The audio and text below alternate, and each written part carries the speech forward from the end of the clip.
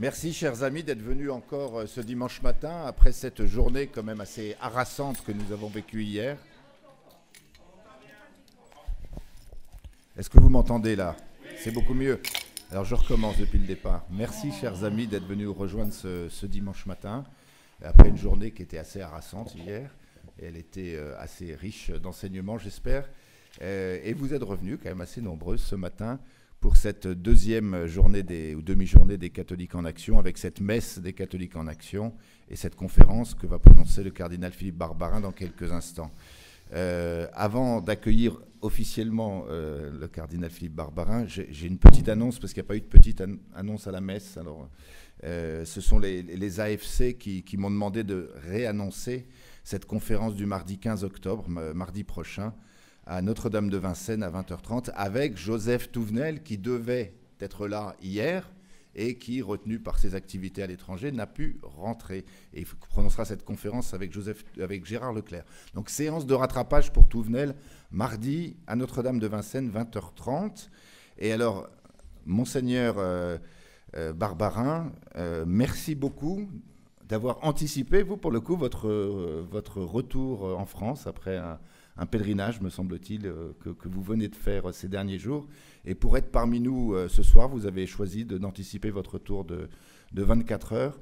Et nous vous remercions infiniment d'avoir accepté de venir dire la messe, prononcer l'homélie et cette conférence sur le lien entre les questions dites sociales et les questions dites sociétales. Donc merci infiniment à vous d'être parmi nous. Vous êtes ici chez vous, vous connaissez les lieux, vous connaissez aussi la famille Saint-Chamard, je crois. Donc nous vous êtes accueillis ici dans une atmosphère d'amitié et de fraternité. Et nous sommes très heureux que vous puissiez prononcer cette conférence sur un enjeu qui est important, la question sociale. Et étant archevêque de Lyon, vous êtes vous-même le digne héritier d'une longue tradition de catholicisme social sur le diocèse de Lyon. Et nous sommes très heureux de vous entendre sur toutes ces questions aujourd'hui. Merci à vous, je vous laisse la parole sans plus tarder. Le bonjour est déjà largement fait par la Sainte Messe, j'espère quelque chose de ce temps d'échange aussi. Donc je dois commencer par vous parler, je vais le faire avec joie. Et puis après, dans la discussion, il se passe toujours beaucoup de choses. Social et sociétal sont deux adjectifs très dissemblables, parce que le premier, je sais très bien ce que c'est, mais le second, je ne sais pas trop. Bon, voilà, c'est un mot qui est tout le temps utilisé maintenant. Donc, en fait, il veut dire quoi quand je l'utilise, quand je l'entends, qu'est-ce que je pense? De quoi s'agit-il? Vous êtes, d'après dans le titre, si j'ai bien compris, des catholiques en action. C'est bien. Dans Jean 5, 17, il y a une phrase qui n'est jamais citée, très peu connue, et qui a amené Jean-Paul II à parler de son évangile du travail. Vous savez, c'est la même expression que mon évangile, quand Paul disait dans la lecture d'aujourd'hui mon évangile, donc l'évangile de la grâce, l'évangile de la gloire, l'évangile de la paix. Jean-Paul II a beaucoup utilisé l'évangile de la famille, et à un moment l'évangile du travail. En le fondant sur mon père travaille toujours, et moi aussi je travaille. Autrement dit, c'est quelque chose de fondamental pour quelqu'un qui a été fait à l'image et à la ressemblance de Dieu, d'être en action, de travailler. Action, ce travail, c'est ergon. Et donc il y a tout un travail intérieur qui doit être fait pour que j'accomplisse ma mission, mon action, que je sois en action. L'évangile du travail, c'est une manière... Quand il a utilisé ces expressions, Jean-Paul II, ça voulait dire, je vais vous résumer tout mon message en un mot. L'évangile de la famille. Eh bien quoi, l'humanité, nous sommes une famille puisque nous avons le même père. Ah oui. Par conséquent, je dois regarder les autres comme mes frères et sœurs. Ah ben oui. Donc on voit comment, avec un mot, il y a une espèce de lumière nouvelle qui jaillit sur tout. Avec travail, il faut vraiment le fonder théologiquement, bien sûr, dans l'Écriture. Et quand il dit « Mon Père travaille toujours », regardez dans vos têtes comment le verbe créer est toujours au passé composé. C'est très triste, ça. Le verbe créer, pour les chrétiens, est toujours utilisé au passé composé, jamais au présent. Or, lui, il dit, je crois en un seul Dieu, le Père Tout-Puissant, créateur, c'est-à-dire qu'il travaille, il est en action, évidemment. Et moi, qui ai été créé à son image, malheureusement pas assez ressemblante, pour lui ressembler, je dois vivre cet évangile du travail. Et Jésus dit, moi aussi, je travaille toujours. Il dit ça dans les conflits qui existent avec les Juifs dans le chapitre 5, 6, 7, en l'occurrence au chapitre 5 de Saint Jean. Donc c'est une expression qui est peu connue, peu méditée, qui a toujours été mise d'ailleurs avec l'usine. Jean-Paul II, il avait été à l'usine Solvay. Attention, oui, c'est vrai, c'est vrai. Mais il faut en comprendre le grand enseignement théologique. Toi, est-ce qu'aujourd'hui, créé à l'image du Créateur, tu es participant à cette œuvre? Et tu es vraiment un catholique en action, parce que c'est ce qu'on te demande, ce qui est attendu. Vous qui êtes des catholiques en action, quelle est votre force? Voilà. Donc là, second fondement scripturaire. Moi, c'est une phrase que je fais apprendre par cœur à tous les jeunes que je confirme. Je leur dis, écoutez, la dernière phrase de Jésus sur terre, vous pouvez l'apprendre par cœur, s'il vous plaît. La dernière phrase de quelqu'un qu'on a énormément aimé, on l'a toujours gardée en mémoire, n'est-ce pas? Donc, quand Jésus s'en va, il nous donne la catéchèse, la meilleure qui soit, par hypothèse, sur la confirmation. Et devant les apôtres un peu médiocres, qui disent maintenant qu'on a vu que tu es le plus fort, tu vas restaurer la royauté en Israël, et tu vas pouvoir chasser tout ça, les Hérodes et les Pilates. On devine la déception de Jésus, bien sûr. Et Jésus leur dit, je m'en fiche de tout ça, bon. Ça ne vous appartient pas. Vous allez recevoir une force. Celle du Saint-Esprit qui viendra sur vous, et alors, vous serez mes témoins. C'est assez curieux. Ça veut dire que tout ce qu'on va voir dans un livre qui s'appelle Les Actes, des chrétiens en action, des catholiques en action, en fait, ce n'est pas tellement des choses que vous allez faire et réussir ou échouer, ou des aventures qui vont survenir dans votre vie. C'est que vous serez mes témoins. Voilà l'action que j'attends de vous. Elle passera par des responsabilités, par des initiatives, par des voyages, par des élans missionnaires, par des prédications faites partout. Elle passera par des actions, c'est sûr. Mais elle est d'abord définie par le mot qu'on traduit pudiquement par témoin, mais dont vous savez qu'en grec, il veut dire martyr. Donc, comme on a peur du mot martyr, on a mis témoin, mais enfin, vous serez mes martyrs, voilà. Donc c'est ce que je vous demande. Je ne vous dis pas que vous réussirez, ni que vous échouerez d'ailleurs. On voit dans les Actes des Apôtres comment il y a parfois des foules extraordinaires, ils avaient le cœur transpercé, dire que faut-il faire, on demande le baptême. Des fois j'ai un petit soupçon, vous me pardonnerez, hein. Il dit 3000 personnes furent baptisées, j'ai envie de dire, t'as pas le zéro un peu rapide là dans ton écriture. Mais mon pauvre Saint Paul, à Athènes, tout le monde dit, il est fou celui-là, on t'écoutera là-dessus un autre jour. Non, vous serez mes témoins, je ne vous garantis pas le succès. Ni l'échec d'ailleurs. Vous irez en prison, bon, si vous allez en prison c'est normal. Si les gens vous prennent pour des dieux, calmez-les. Ils disent, ah non, non, non, nous ne sommes pas des dieux. Vous voyez, comme ça leur arrive à Paul, il dit, ben non, c'est pas parce qu'on a fait un miracle, c'est Jésus qui a fait un miracle à travers nous, qu'est-ce que vous voulez qu'on y fasse, c'est pas de notre faute. Vous êtes contents, vous avez raison, mais... Donc jamais, jamais pris au piège de son succès dans une action qui réussit. Jamais, jamais découragé, y compris quand on est en prison, quand on reçoit les coups, etc. etc. Le summum, c'est dans Acte 16, parce que il est à Philippe. Donc, il y avait un monsieur qui allait perdre ses gains parce qu'il avait fermé le bec à un charlatan des rues. Là. Il est en prison et tout d'un coup, les portes s'ouvrent. Et donc le gardien de prison, voyant cela, alors qu'il y avait quand même vraiment une garde puissante et qu'on lui avait donné des consignes très très précises, il va se faire harakiri. Et Paul lui dit, non, non, ne te fais aucun mal, nous sommes tous restés. Je ne suis pas chargé de trouver ma liberté, de gagner une victoire, de sortir de prison, etc. Non, je suis chargé de faire ce qu'il me dit. Voilà. Donc ça, c'est fondamental quand on est en action. Il y a des principes généraux, et après il y a la grâce à toi. Toi, quand tu es en catholique en action, ce n'est pas forcément comme ton voisin, parce que la grâce qui est pour toi n'est pas forcément la même que le voisin. Ainsi, par exemple, dans les Actes des Apôtres, Pierre parle tout le temps, Paul parle tout le temps, vous avez, le chapitre 13, c'est toujours Pierre, et après c'est toujours Paul.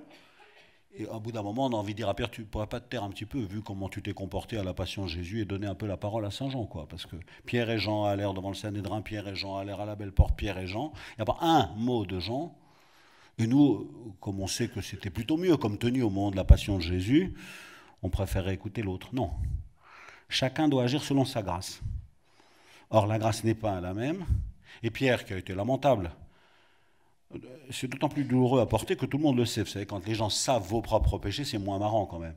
Donc lui, tout le monde le sait, et il n'est même pas encombré par son péché. C'est beau ça. C'est-à-dire, il sait qu'il a trahi le Christ, tout le monde le sait. Il en a honte, et il croit infiniment plus encore à la miséricorde de Dieu, qui a agi en lui. Par conséquent, il parle avec parrhesia, un des mots les plus forts des Actes des Apôtres, qui doit être très très très important pour le fond d'un catholique. Assurance, parrhesia, c'est panrema, je pense en grec, ça veut dire il est à l'intérieur de lui, il est toute la parole, voilà, toute la parole, elle est là. D'une manière très très différente selon les uns et les autres, mais en fait, dans son silence, Saint Jean est toute la parole de Dieu, vraiment vivante et vibrante, même quand il n'ouvre pas le bec. Et Pierre, c'est sûr, d'entendre cela, il sur le cœur transpercé, et Paul aussi, enfin, vous voyez. Donc on voit une extraordinaire variété. Parfois, les gens nous reprochent cela. Ils disent, oui, vous, les catholiques, avec vos dogmes, votre magistère, vos papes, vos conciles, etc., vous êtes formés, formatés, tous les mêmes, etc. Je dis, oui, la preuve, d'ailleurs, c'est qu'avant, on avait un pape qui s'appelle Jean-Paul II, ensuite, on a eu un clone qui s'appelait Benoît XVI, et après Benoît XVI, on a un troisième clone qui s'appelle François. On ne peut pas faire plus différent. Mais pourtant, un seul Seigneur, une seule foi, un seul baptême, un seul Dieu et Père. Donc une unité fondamentale et majeure, qui, à mon avis, ne brime pas la liberté des gens, c'est le moins qu'on puisse dire. Au contraire, même la déploie. C'est surprenant. D'une certaine manière, ça c'est le fondement même de notre action. Je serai dans l'obéissance complète et totale à une parole, non pas seulement qui habite mon cœur et mon esprit et ma mémoire et mon intelligence, mais à une parole que je suis en train de devenir. Il faut que la parole de Dieu poursuive sa course. C'est-à-dire, il faut que toi, tu sois la continuation de ce verbe qui s'est fait chair, quoi. Il faut que la parole de Dieu elle soit dans ton cœur, dans tes lèvres, dans tes yeux, dans ton regard, dans tes mains, dans tout ton être, pour qu'elle soit aujourd'hui accueillie par les gens. Il faut que la parole de Dieu poursuive sa course. Cette phrase majeure, 2 Thessaloniciens 3.1, je vous dis pourquoi elle est majeure, parce que quand le Concile Vatican II a fait ce qu'on appelle la perle de Vatican II, c'est-à-dire le décret sur la parole de Dieu, Dei Verbum, le dernier paragraphe, numéro 26, ils ont mis une citation de l'Écriture. Vous pouvez penser qu'elle a été choisie. Et c'est ça. C'est-à-dire que ce qui s'est passé en Jésus, le Verbe s'est fait chair, et il était la parole de Dieu vivante et vibrante, bah figurez-vous que vous êtes les membres de son corps. Il est la tête, mais vous êtes son corps aujourd'hui. Par conséquent, vous êtes la parole de Dieu qui poursuit sa course. Il n'y a qu'un seul verbe incarné. Attention, ne faites pas dire ce que je n'ai pas dit. Mais nous sommes la parole de Dieu parce que nous sommes membres de son corps. Et aujourd'hui, les gens entendront cette parole grâce à vous quand vous êtes en action. Donc, dans la société. Ça, c'est quelque chose qui est majeur. Voilà donc cette force. Vous allez recevoir une force, celle du Saint-Esprit. Le Saint-Esprit, dans la tradition chrétienne, on l'appelle en ergeia tuteu. C'est assez joli. Énergie, c'est pas très beau parce que ça fait un peu atomique ou électrique aujourd'hui, mais en ergeia, c'est en, dedans, ergon, le travail. Il fait le travail au dedans. Et donc, ça a des effets différents. C'est-à-dire qu'on voit effectivement que la parole de Dieu donnée dans Jean-Paul II, donnée dans Benoît XVI, donnée dans François, c'est pas pareil, mais c'est la parole de Dieu qui va atteindre tout le monde et qui va poursuivre sa course aujourd'hui. En ergeia tuteu, c'est-à-dire le Saint-Esprit, la force qu'ils ont reçue à leur confirmation, à la Pentecôte, fait son travail à l'intérieur d'eux-mêmes et du dedans de eux sort et donne ce qu'elle donne chez Pierre et Paul, qui s'entendent assez mal, de temps en temps ils s'opposent un peu, mais enfin, en fait, ils sont la parole de Dieu qui poursuit sa course avec et malgré leurs défauts. Ce qui est fondamental dans cette réflexion, moi j'imagine que vous en êtes tous convaincus, je demande pardon si je dis des banalités, c'est que tout est social dans le christianisme. Tout. Ce qui est souvent oublié quand même. J'attire votre attention sur une année assez intéressante qui est 1937.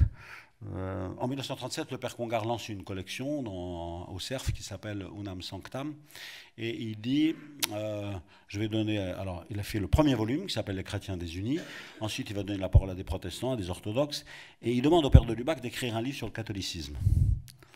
Donc, parce que je veux la présentation des différentes branches du christianisme pour qu'on voit cette unité. Je crois que l'Église est une. Je constate qu'elle est divisée, mais je sais qu'elle est une et je crois qu'elle est une. Donc je sais que le sang qui coule aux artères des protestants, des catholiques, des orthodoxes, des arméniens, c'est la grâce de Dieu et le renouveau et la vie ressuscitée, la vie éternelle qui est donnée à tous. Donc je déplore les divisions, certes, mais je crois à cette unité.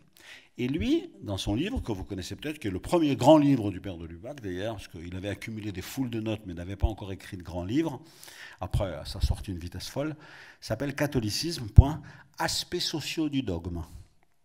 C'est-à-dire tout est social dans le christianisme. Tout. C'est très important. Et ça commence par une interprétation que j'ai finalement, qui est extrêmement banale, mais très peu répandue, qui est l'explication de la parabole des 100 brebis avec la brebis perdue. Et alors, combien de fois j'ai entendu que quand il ne fallait pas s'occuper des bons cathos, qu'ils étaient là les 99, mais aller chercher la brebis qui était à l'extérieur, patati patata. Du coup, le pape François, il a donné un coup de pied dans la fourmilière, il dit, il y a plutôt 99 dehors et un seul dedans maintenant. Et les pères de l'Église, alors le père de Lubac donne une centaine de références, et il commence bien sûr par mon cher Saint-Irénée. La brebis perdue, c'est l'humanité tout entière. Et donc le bon Dieu, au milieu de ces milliards d'anges et tout ça, etc., et de saints, il regarde, et puis il voit qu'il y a une petite brebis là-bas dans le fin fond de sa création qui est en train de se prendre les pieds dans les buissons, dans les ronces, dans tout ça, etc., etc. Il envoie son fils. Autrement dit, la brebis perdue, le bon pasteur est venu et il a pris l'humanité sur ses épaules et il l'a ramené à la maison du Père. Il est venu pour sauver l'humanité. Donc, tout est social dans le christianisme, c'est-à-dire quand on a un cœur catholique, comme dit le mot catholique, tu dois agir à chaque fois selon le tout, en fonction du tout. À chaque moment, le tout doit être là, y compris dans l'acte individuel. On nous a appris ça quand on était petit. Quand un prêtre dit la messe tout seul, c'est toute l'Église qui est engagée, ça on le sait. C'est pas encore une évangélisation faite complètement. Je pense qu'à la messe on le sait, mais à la confession on le sait pas. C'est-à-dire quand j'ai mes péchés qui ont été pardonnés, c'est la santé qui revient dans le corps de l'Église. Il était temps quand même, je ne pouvais pas laisser un membre pourri pour le corps qui a quand même besoin de santé. Je suis solidaire. Et si moi je suis en mauvaise santé, ce n'est pas un cadeau que je fais aux autres. Tout est social dans le christianisme. Donc le bon pasteur est venu sur la terre et il est venu prendre sur ses épaules cette humanité. Je le montrerai dans la messe, parce que dans la messe, au fond, ça c'est bizarre qu'on appelle ça la messe d'ailleurs. Donc les orthodoxes, ils appellent ça la synaxe, les protestants la Sainte Seine, nous on appelle l'Eucharistie. En fait, dans le langage du peuple, c'est resté la messe. Ça c'est joli, ça ne définit absolument pas ce qui s'est passé dedans, c'est simplement qu'on a piqué le dernier mot, ite missa est. Ça veut dire, tout ce qui vient de se passer pendant 1 heure, ça va être vérifié dans ce que vous allez faire après. Missa, vous êtes envoyé. C'est-à-dire, ce que vous avez reçu, il va de soi que c'est pour les autres, vous êtes d'accord? Vous n'avez reçu cela que pour le donner aux autres, et vous savez à quel point les autres ont besoin de partager ce pain, de manger cette parole, d'être vivifiés par vous, et de recevoir tout cela. Donc, vous êtes un envoi, et moi j'aime beaucoup qu'on garde ce mot-là, la messe, quoi. La messe, donc je suis envoyé. Quel est le maître mot? Interrogez dans le genre aussi, j'aime bien prendre le langage populaire tel qu'il est. Vous interrogez une personne, quel est le plus grand moment de ta vie chrétienne? 90% des gens, ils disent la communion. Ah ça me plaît pas mal, parce qu'on voit là un mot social par excellence.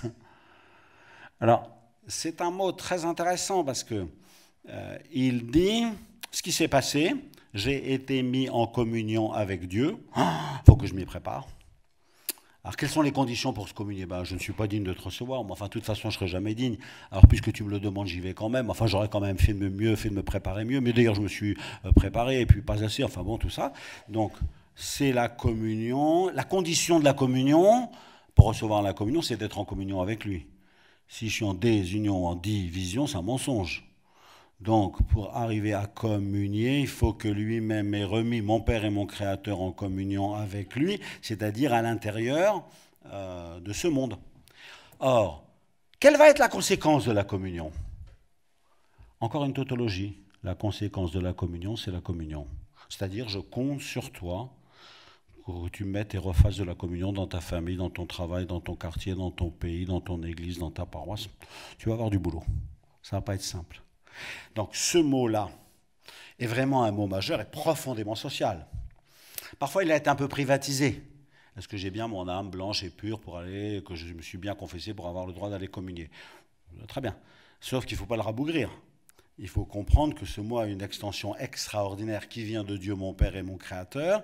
Est-ce que l'œuvre de la création se poursuit? Est-ce que Dieu a les mains libres en moi pour faire, poursuivre, parachever son œuvre, hein, qui est loin d'être terminée, puisqu'il est mon Créateur et qu'il est toujours en train de me créer. Et après, une fois que j'aurai été renouvelé de la sorte, je suis un catholique en action. Mon action se définit comment? Justement par la communion. Ce que tu dois faire, c'est travailler à l'union des uns et des autres. C'est-à-dire, ce que tu dois faire est essentiellement social. Alors, est-ce que lui, il a le droit d'agir en toi? Est-ce que Dieu peut agir en toi librement? Je vais vous réconcilier avec un verset de Jésus que les catholiques n'aiment pas en général, qui est Matthieu 5, 48. Vous allez me dire, mais non, on aime tous les versets de l'Évangile. Non, celui-là, personne ne l'aime. C'est quand Jésus a donné les 6 commandements, vous savez, vous avez appris qu'il a été dit, moi je vous dis, vous avez appris qu'il a été dit, moi je vous dis. À la fin, on en a marre, et puis on dit, déjà, les 10 commandements, je ne les ai pas très bien appliqués, mais puisque lui, il en rajoute, comment je vais faire quoi? Surtout que ça se termine par soyez parfait comme votre Père Céleste est parfait. Alors souvent, les gens, ils disent, bon, je suis foutu, quoi. Alors en fait, le mot grec qui est là, je sais pas, il n'est pas si mal traduit d'ailleurs, c'est teleioi, c'est-à-dire, vous n'êtes pas fini. Je vous ai fait. Vous avez défait beaucoup de choses. Oui, c'est le péché des hommes. Mais je vous ai refait à neuf. Quand je vous ai pardonné, je vous ai reconstitué, je vous ai redonné la grâce de votre baptême, je vous ai remis sur vos pieds dans votre lumière, etc. etc. Mais, je ne suis pas seulement Jésus, vous savez qu'il a 2 noms. C'est d'abord celui qui nous sauve. Donc il m'a remis en bonne santé, il m'a pardonné mes péchés. Mais il s'appelle aussi Emmanuel. Après, il dit, attends, je reste. Parce que j'ai encore beaucoup de travail à faire en toi pour te faire et te refaire et te parfaire.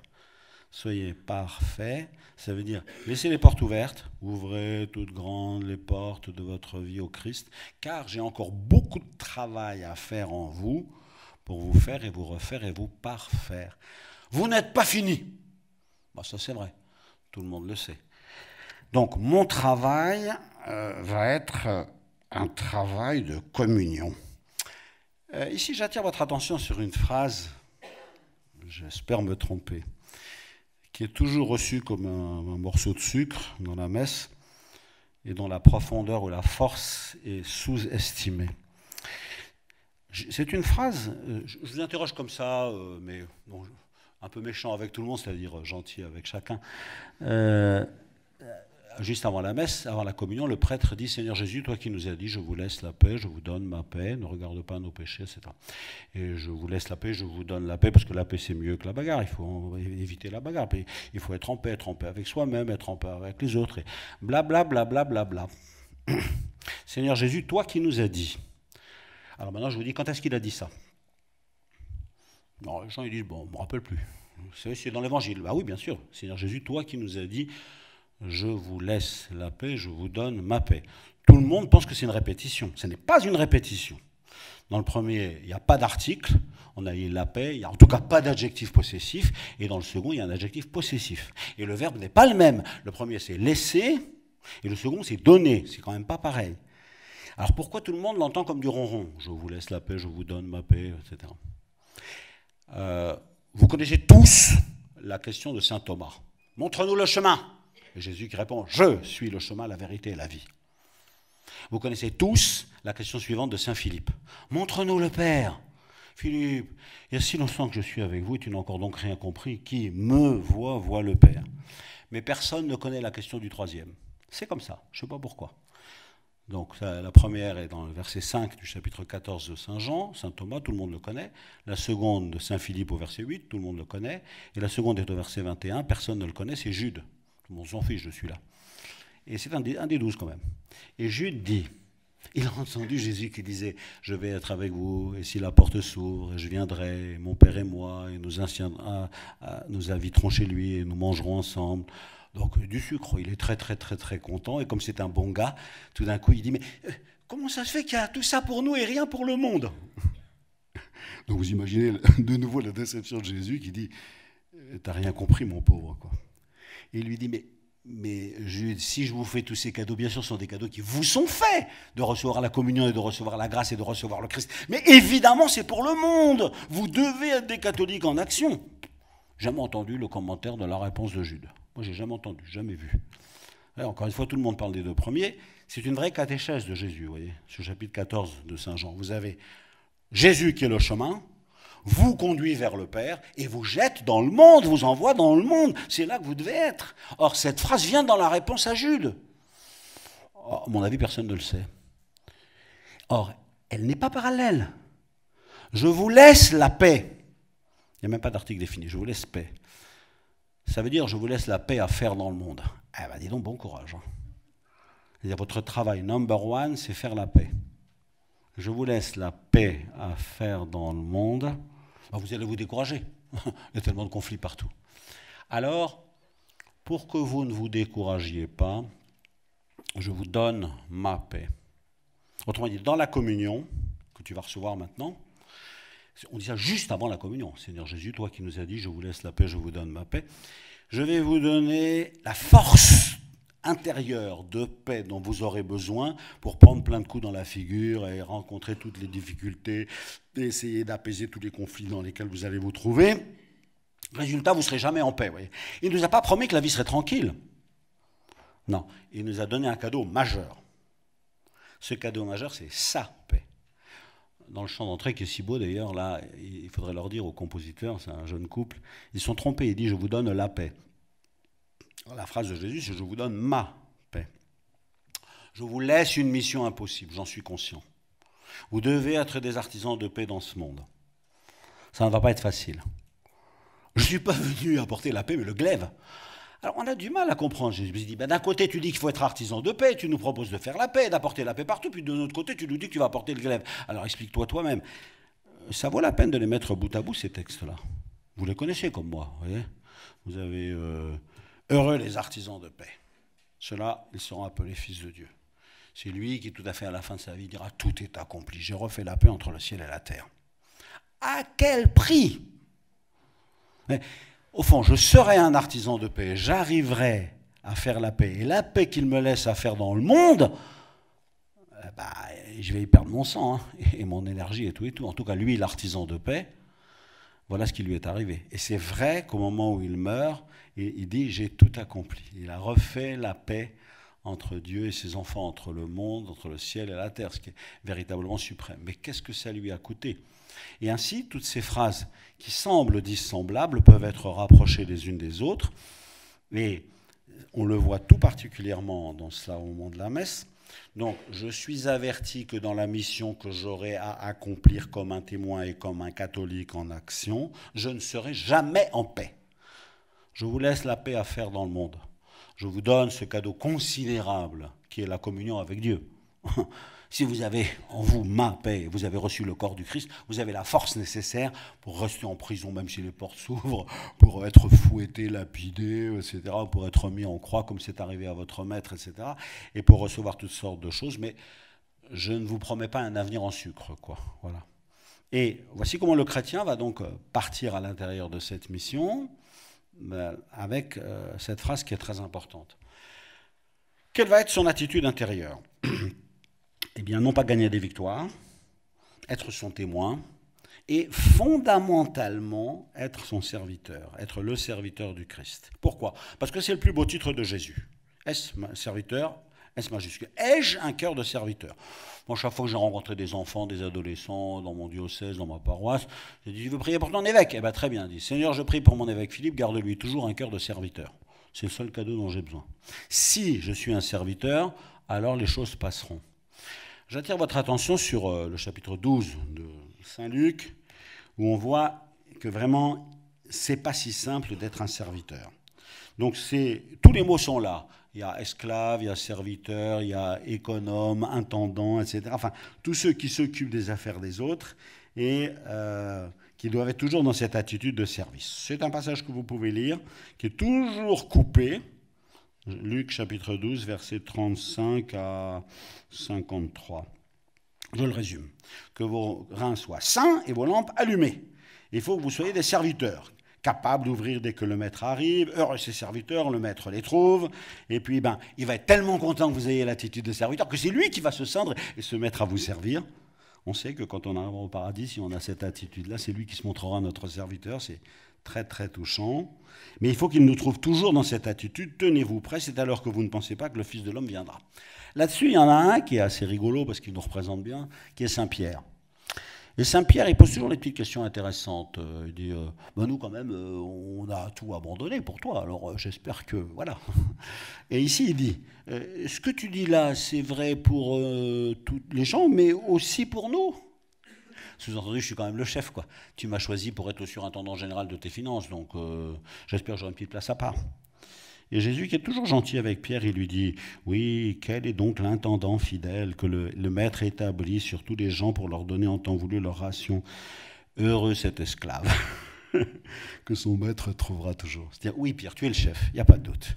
Sauf que ta manière à toi d'être chef, ce sera de bien comprendre que j'ai fait de toi un serviteur. Je ne suis pas sûr que Pierre ait bien compris, et son étonnement nous intéresse bien pour nous. C'est-à-dire, je n'ai pas besoin de gens qui soient intéressés. Celui-là qui sera vraiment un serviteur, il l'établira tous ses biens. Voilà. Donc il faut vraiment que tu sois le serviteur. Et alors, donc, aller jusqu'au bout de ce service, etc. Et c'est là que Jésus dit une phrase qu'on ne met jamais dans son contexte. « Je suis venu jeter un feu sur la terre, et comme il me tarde qu'il brûle. » Ce verset, je l'entends toujours utilisé pour aller évangéliser dans les rues, ce qui est très bien d'ailleurs, évidemment. Sauf qu'il vient après 15 versets où Jésus a essayé d'expliquer, pas seulement à Pierre, à tout le monde, et heureusement on voit que Pierre est un peu rebelle, ce qui fait que ça nous fait comprendre que peut-être nous le sommes aussi. Et ce que je voudrais allumer comme feu en vous, c'est est-ce que oui ou non vous êtes décidés à être des serviteurs, c'est-à-dire à tout perdre, uniquement avec l'attente du serviteur avec un S majuscule. C'est ce feu-là que je suis venu allumer sur la terre, et comme je voudrais qu'il brûle. Et on voit bien qu'il s'agit de sa passion, où il va mourir, lui, comme le serviteur, souffrant. Je dois être baptisé d'un baptême et quelle n'est pas mon angoisse. Il ne cache pas son angoisse, jusqu'à ce qu'il soit consommé. Or, la phrase que je vous disais à propos de la paix, elle est là. Pensez-vous que je sois venu pour établir la paix sur la terre? Non, je vous le dis, je suis venu établir la division. Désormais, dans n'importe quelle maison, il y aura des divisions 3 et 5, père, mère contre sa fille, fille contre sa mère, sa belle-mère, sa bru, etc., etc. Donc, il ne nous cache pas la grande difficulté qu'il y aura à être véritablement des artisans de paix. Notre force n'est pas dans nos convictions ou dans notre manière de voir les choses. Notre force, c'est lui qui nous la donne. Je vous donne ma paix. Par conséquent, je vais communier comme un mendiant. Et je dis, bon, j'en ai absolument besoin de ce pain pour tenir, pour accomplir ma mission et pour être véritablement un serviteur comme toi, tu me demandes de l'être.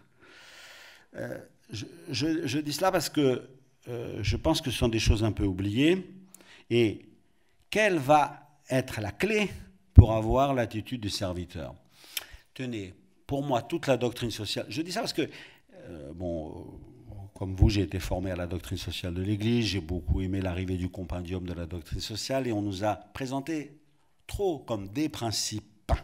Donc il y a des principes avec le dessein d'amour de Dieu, avec la mission de l'Église qui donne sa doctrine sociale, et après avec les principes qui s'appellent le bien commun, la destination universelle des biens, la subsidiarité, la participation, etc.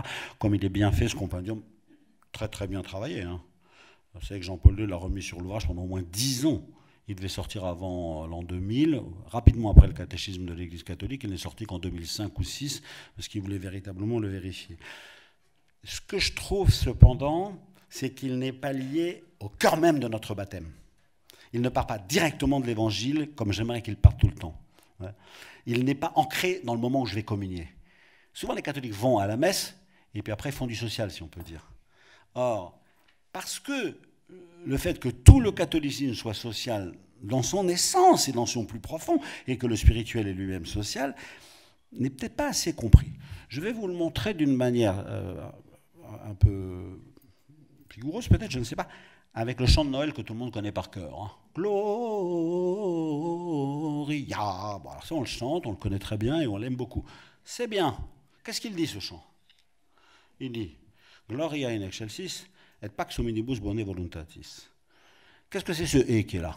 Gloire à Dieu au plus haut des cieux et paix sur la terre aux hommes qu'il aime. C'est un « et » d'une force incroyable. C'est un « et » qui est en fait un « donc ». Le petit enfant qui vient de naître, disent les anges au berger. Nous sommes dans Luc 2, donc le petit enfant vient de naître à côté.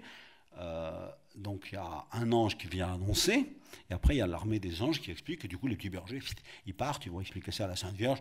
Ils sont rigolos d'ailleurs, parce qu'ils expliquent à la Sainte Vierge tout ce qui s'est passé, ils lui expliquent et elle leur dit, excusez-moi, ça fait quand même déjà 9 mois que je suis concerné par l'opération, mais elle se tait, elle écoute tout, et c'est eux qui lui expliquent à elle ce qui est en train de se passer. Bon, c'est là qu'on voit qu'elle est tellement humble et sainte. Mais ce qui m'intéresse, c'est le chant des anges, que nous chantons par cœur sans y faire attention. Et il veut dire quoi? Vous êtes avertis par la naissance de cet enfant que si vous êtes décidé à rendre gloire à Dieu au plus haut des cieux, alors il y aura la paix sur la terre. Et si vous continuez de chercher la gloire, ou le pétrole, ou les dollars pour vous, il y aura la guerre. C'est très simple. Donc, le message du christianisme dès le jour de Noël est profondément social et politique. C'est-à-dire, le fond de la conversion que j'attends de vous, c'est que vous soyez décidés dans tous les détails de votre vie à ce que rien ne soit fait pour votre gloire et que tout soit fait pour la gloire de Dieu. Et si chacun des actes de votre vie est gloire à Dieu au plus haut des cieux, alors vous êtes sûr qu'il y aura la paix sur la terre. Moi, je trouve que c'est une phrase d'une force énorme, considérable. En fait, si vous regardez comment Jean-Baptiste parle, le royaume de Dieu s'est approché jusqu'à vous, alors dépêchez-vous de vous convertir, et c'est comme ça que ça va s'arranger entre vous. Bon, gloire, paix. Vous voyez ça le jour de Noël. Ensuite, Luc chapitre 9, Jésus envoie les 12, même musique. Ensuite, chapitre 10, Jésus envoie les 72, même musique. Vous entrerez dans une maison et vous direz paix à cette maison. Ce ne sera pas forcément reçu. Dans ce cas-là, vous partez en vous secouant les pieds. Mais s'ils vous ont reçu, au contraire, vous mangez tout ce qu'ils vous offriront. Merci beaucoup, madame, merci, monsieur, etc. Et vous dites deux choses. Le royaume de Dieu est venu jusqu'à vous. Gloire à Dieu au plus haut des cieux. Et après, vous dites la conséquence de cela, c'est la paix. Y a-t-il la paix dans ton cœur? Y a-t-il la paix dans ta paroisse, d'abord dans ta famille, dans ton travail, etc. Y a-t-il la paix dans tous les endroits où tu te trouves? La condition, c'est ça qui est un très grand défaut chez nous, c'est que nous voulons faire passer nos idées, nous voulons faire gagner telle idée, à juste titre souvent d'ailleurs, parce que ce sont nos convictions les plus profondes. Et à partir de là, si c'est moi qui dois gagner, je suis sûr que j'ai perdu. Si la gloire va partir pour moi, ou va être au service de mes idées, au service de mes convictions, même bonnes, hein, les choses vont être pipées. Donc la première chose que je te demande, c'est cette force du Saint-Esprit, ce travail intérieur du Saint-Esprit au fond de toi, doit être celui d'être vraiment un serviteur à l'image du serviteur avec un S majuscule, qui n'a jamais mâché ses mots, qui n'a jamais eu peur de personne, ni de Ponce Pilate d'ailleurs. C'est très intéressant pour voir l'action dans la politique et la société d'analyser de près le dialogue avec Ponce Pilate. Ouais. Alors, Ponce Pilate, c'est dans Jean 18. Ponce Pilate pose une première question. Jésus ne répond pas. Alors, il est un peu vexé, évidemment. C'est quand même, je suis moi, le chef des Romains. Ponce Pilate pose la deuxième question. Jésus répond à la première. Bon, il est un peu fâché. Ponce Pilate pose une troisième question. Jésus répond à la seconde. Ah. Et Ponce Pilate pose une quatrième question. Il s'en va sans avoir le courage d'écouter la réponse. Qu'est-ce que la vérité? Autrement dit, vous avez une différence au carré, si vous voulez. Vous avez l'occupant romain et le chef de l'occupant romain. Et là, vous avez l'occupé et le condamné des occupés. Et qui est le seigneur dans la discussion? Lui. Dans un respect total. Il ne cherche pas à faire passer ses idées. Il dit ce qu'il voit, ce qu'il doit dire, et l'autre ne supporte pas, tout simplement, cette vérité. Donc là, on a aussi un exemple très beau, si vous voulez, de ce que est ou doit être le serviteur. On avance un petit peu sur cette réflexion sur le social et le sociétal. Comment vais-je agir? Quel va être mon esprit? Bon, le fondement, j'espère l'avoir donné suffisamment, en disant, convertis-toi et deviens un serviteur. Tu sais bien que tu n'es pas au bout de tes peines. Donc tu n'as qu'à voir les exemples de Saint-Pierre et tout ça, qui sont des assez jolis fiascos, pour dire, moi aussi je vais être un fiasco. Par conséquent, pour avoir vraiment un cœur de serviteur, il faut que lui, il a encore beaucoup de travail à faire et refaire et parfaire, comme j'ai dit. Et alors, après, je vais me lancer dans cette action. Donc nous nous concertons, nous faisons un colloque comme celui-ci, nous voulons échanger des idées, prendre les idées des autres sur la manière d'être et sur la manière d'agir, comment faut-il faire, comment faut-il s'y prendre. Je pense que ça, c'est quelque chose de nécessaire. Parce que même si j'ai beaucoup d'idées, ou beaucoup d'initiatives, ou beaucoup d'énergie, les choses seront tempérées, éclairées, modérées, enrichies par la vision de l'autre. Donc la concertation est vraiment quelque chose d'important, tout en y remettant constamment la lumière de l'Évangile qui très vite est un petit peu laissée de côté, oubliée. C'est comme ça, même chez nous. Après, va se poser la question de l'efficacité. Alors, comment agir à l'intérieur de la société ? Au fond, comme tu veux. C'est-à-dire, moi, je crois beaucoup à la grâce de chacun. Alors, un groupe, eh ben, il a cette grâce-là, qui est une grâce de parole, une grâce d'action, une grâce de mise en mouvement, et il faut qu'il le fasse et il le réussit. Chacun doit, quand il y a eu les manifestations de 2012 et 2013, j'ai entendu tout, il faut aucun évêque n'aille là-bas, il faut que tous les évêques aillent là-bas, etc., etc. Et je dis, en fait, vous savez ce qui va se passer. Vont y aller ceux qui voudront y aller. C'est-à-dire, chacun doit obéir à sa grâce. Je vous pose la question suivante, par exemple. À votre avis, est-ce que le pape Benoît XVI est pour ou contre l'avortement ? Bah, évidemment, il souhaite qu'il y en ait le moins possible, bien sûr. Est-ce qu'il est allé manifester dans les rues de Rome ? Oh bah non, Benoît XVI ne veut pas aller manifester dans les rues de Rome, on n'aurait jamais vu ça, c'est pas possible. Est-ce que le pape François est pour ou contre l'avortement ? Bah, même chose. Et tout de suite, il est allé manifester dans les rues de Rome. Il était élu depuis 2 mois, il était déjà dans les rues de Rome à manifester. Pourquoi ? Parce que les tempéraments ne sont pas les mêmes. Donc Paul, il agit comme ça, et Jean, c'est le contraire. Et donc Benoît XVI, il est comme ci, et François, il est autrement, etc. Un seul Seigneur, une seule foi, un seul baptême, mais une diversité dans l'action qui va être compréhensible, normale, à la condition qu'on soit obéissant. Alors, je ne mets pas ça strictement au niveau individuel, je le mets aussi au niveau communautaire. C'est-à-dire tel groupe sait faire cela. Et il faut qu'ils portent cette parole dans le contexte social parce qu'elle sera entendue, et ils ont vraiment la grâce pour ça, et bien qu'ils le fassent. Et donc on a toujours eu des chrétiens qui étaient des chrétiens mystiques et spirituels qui ne prenaient jamais aucune parole publique, et qu'on voit, les spirituels et les silencieux. D'autres qui pensent que l'action est essentiellement spirituelle. Je pense au théologien américain, vous connaissez peut-être William Cavanaugh. Lui, il dit la meilleure action sociale des chrétiens, c'est d'aller à la messe. Et quand tu vas à la messe, tu es en communion avec Jésus et tu es sûr que c'est le plus grand cadeau social que tu peux faire, parce qu'après, tu es Jésus au milieu des autres, quoi. Et c'est ça dont la société a besoin. Ah bon ? Après, vous avez les catholiques sociaux, à Lyon on en a beaucoup évidemment, formidables, qui se sont engagés extraordinairement, comme Pauline Jaricot, comme Gabriel Rosset, comme Monseigneur Ancel, mais déjà même Pierre Baldo, au temps jadis, lui, c'est un espèce de Saint-François qui n'a pas obéi au pape, quoi. Et donc après, il a fait une secte à part, mais vous voyez, Saint-François, il arrive comme un fou chez le pape, et finalement, il obéit au pape. Et c'est ça qui fait que cette grâce donnée à Saint-François reste 8 siècles plus tard dans l'Église. Moi, je crois beaucoup à la variété de la grâce et au fait que quand un groupe porte une conviction et que des gens se sont réunis pour cela, c'est comme ça qu'ils vont être en action dans la société. Pas d'abord avec le souci de l'efficacité. Bien sûr, c'est un souci légitime. C'est-à-dire qu'il vaut mieux être intelligent, il vaut mieux se rendre compte qu'il faut faire attention à ceci et à cela, mais attention.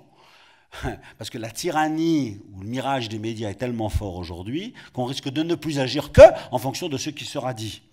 Or, il faut évidemment agir en fonction des faits, en fonction des choses elles-mêmes, en fonction d'une société telle qu'elle est et des actes qui sont nécessaires aujourd'hui, si vous voulez. Mais vous avez une très grande variété dans la manière d'agir. Au XIXe siècle, on a eu des gens déjà comme Montalembert, Albert Demain, etc., qui sont des gens qui ont agi à l'intérieur de la société, ou Frédéric Ozanam, qui se sont engagés, qui se sont fait élire et qui ont essayé de porter une voix chrétienne, avec plus ou moins de succès d'ailleurs, parce qu'il y en a qui ont été rejetés, et d'autres qui ont réussi à avoir un très très beau et très fort impact. Et puis vous avez toujours des beaux rebelles dont les figures restent, comme Léon Bloy, comme Charles Péguy, comme tout ça, au fond avec une très belle parole sociale. C'est-à-dire que quand ils se révoltent en disant bah, vous êtes tous des faiseurs et des menteurs et vous vous intéressez qu'au m'as-tu vu, etc., et vous savez très bien qu'un homme, c'est pas ça, la force de la parole de Charles Péguy ou des rouspétances de Léon Bloy ou des choses comme ça, elle reste encore aujourd'hui. Donc un catholique en action, je pense qu'il faut d'abord qu'il prie et qu'il dise au Seigneur comment tu m'as fait, quelle grâce tu m'as donnée, qui suis-je, quel est le groupe qui me convient le mieux, quel est l'endroit où je pourrais le plus déployer, faire déployer mes forces et entraîner des autres avec moi.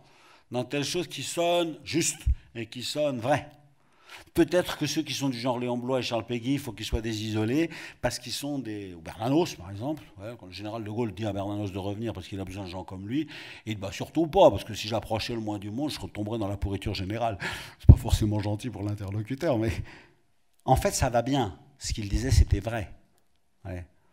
Donc, je crois que chacun, dans son action, doit réfléchir à comment le bon Dieu l'a fait. C'est-à-dire nous sommes tous différents les uns des autres, et c'est à cet endroit-là que je vais moi-même trouver le lieu de mon engagement,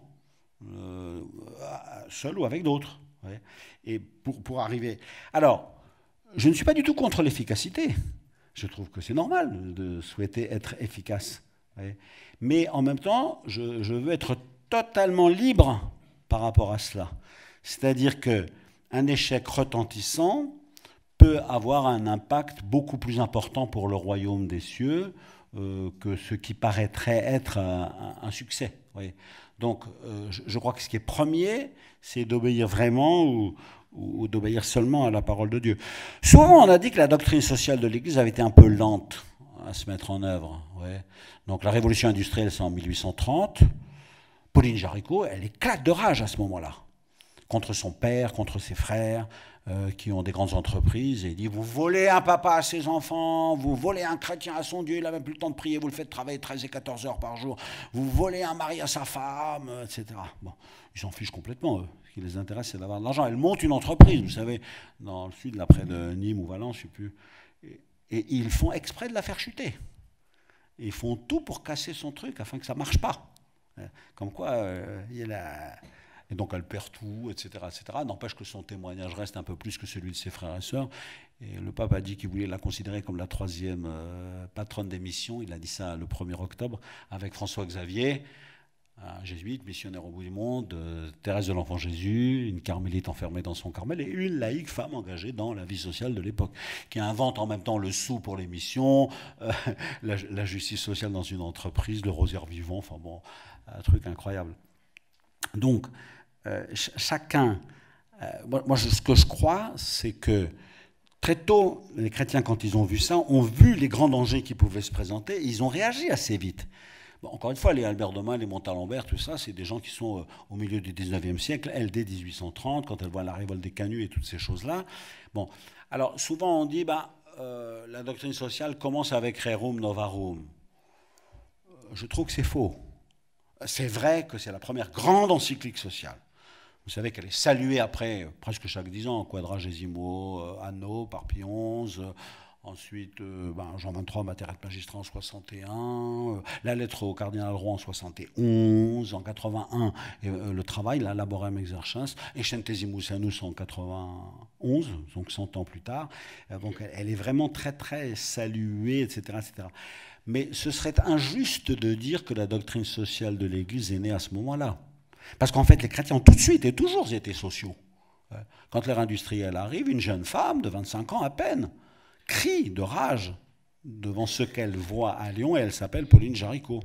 Enfin, ça a quand même toujours existé. Laurent disant, quand on vient le persécuter, le trésor de l'Église, bien sûr, le voilà, venez, je vous emmène. Ils emmènent voir tous les pauvres auxquels ils donnaient des aumônes. C'est vraiment notre trésor. Ou Chrysostome. Donc Jean Chrysostome, Saint Jean Bouche d'Or, comme on dit, bon, patriarche de Constantinople, rien que ça. Et l'impératrice, je ne sais plus son nom, c'est pas Eudoxie, l'impératrice de l'époque, s'était fait construire une statue de elle en or massif qu'elle avait mise devant la cathédrale. Bon, voilà, très bien. Et lui, de rage, il le dit dans le sermon, c'est une honte, c'est une insulte aux pauvres, faire ça c'est de l'idolâtrie, etc. Dans le sermon, à l'intérieur de la cathédrale, devant l'impératrice, point final, quoi. Bon, le lendemain, bien sûr, la police vient le prendre et l'envoie en exil et il terminera sa vie en Anatolie. Il n'a pas peur, quoi. C'est-à-dire, je suis l'archevêque de Constantinople, l'impératrice fait ce geste scandaleux et monstrueux, je crie ma rage. Je paierai le prix qu'il faudra. Voilà. Mais en tout cas, je dois le faire. Bon. Alors, s'il avait été curé dans la banlieue, il ne l'aurait pas fait, mais il était le patriarche de Constantinople et elle venait se montrer dans la basilique, enfin dans ce qui deviendra plus tard Sainte-Sophie, et donc il l'a dit, et puis voilà. Donc, cette dimension sociale de la présence chrétienne, de la liturgie, de la vie de l'Église est une chose qui, bien sûr, a pris sa forme maintenant avec un très beau titre. Le titre de Léon XIII, Rerum Novarum, est très intéressant. Mais n'allons pas dire que la doctrine sociale de l'Église commence en 91, vous comprenez, en 1891, parce qu'en fait, elle est de toujours. Donc moi, quand je vois le père Chevrier s'occupant des pauvres et ouvrant le Prado vers 1850-56 à Lyon, ben c'est quand même quelque chose de magnifique. Mais le professeur de lettres des grands lycées de Lyon, Gabriel Rosset, fonde Notre-Dame des Sans-Abris à Noël 1950.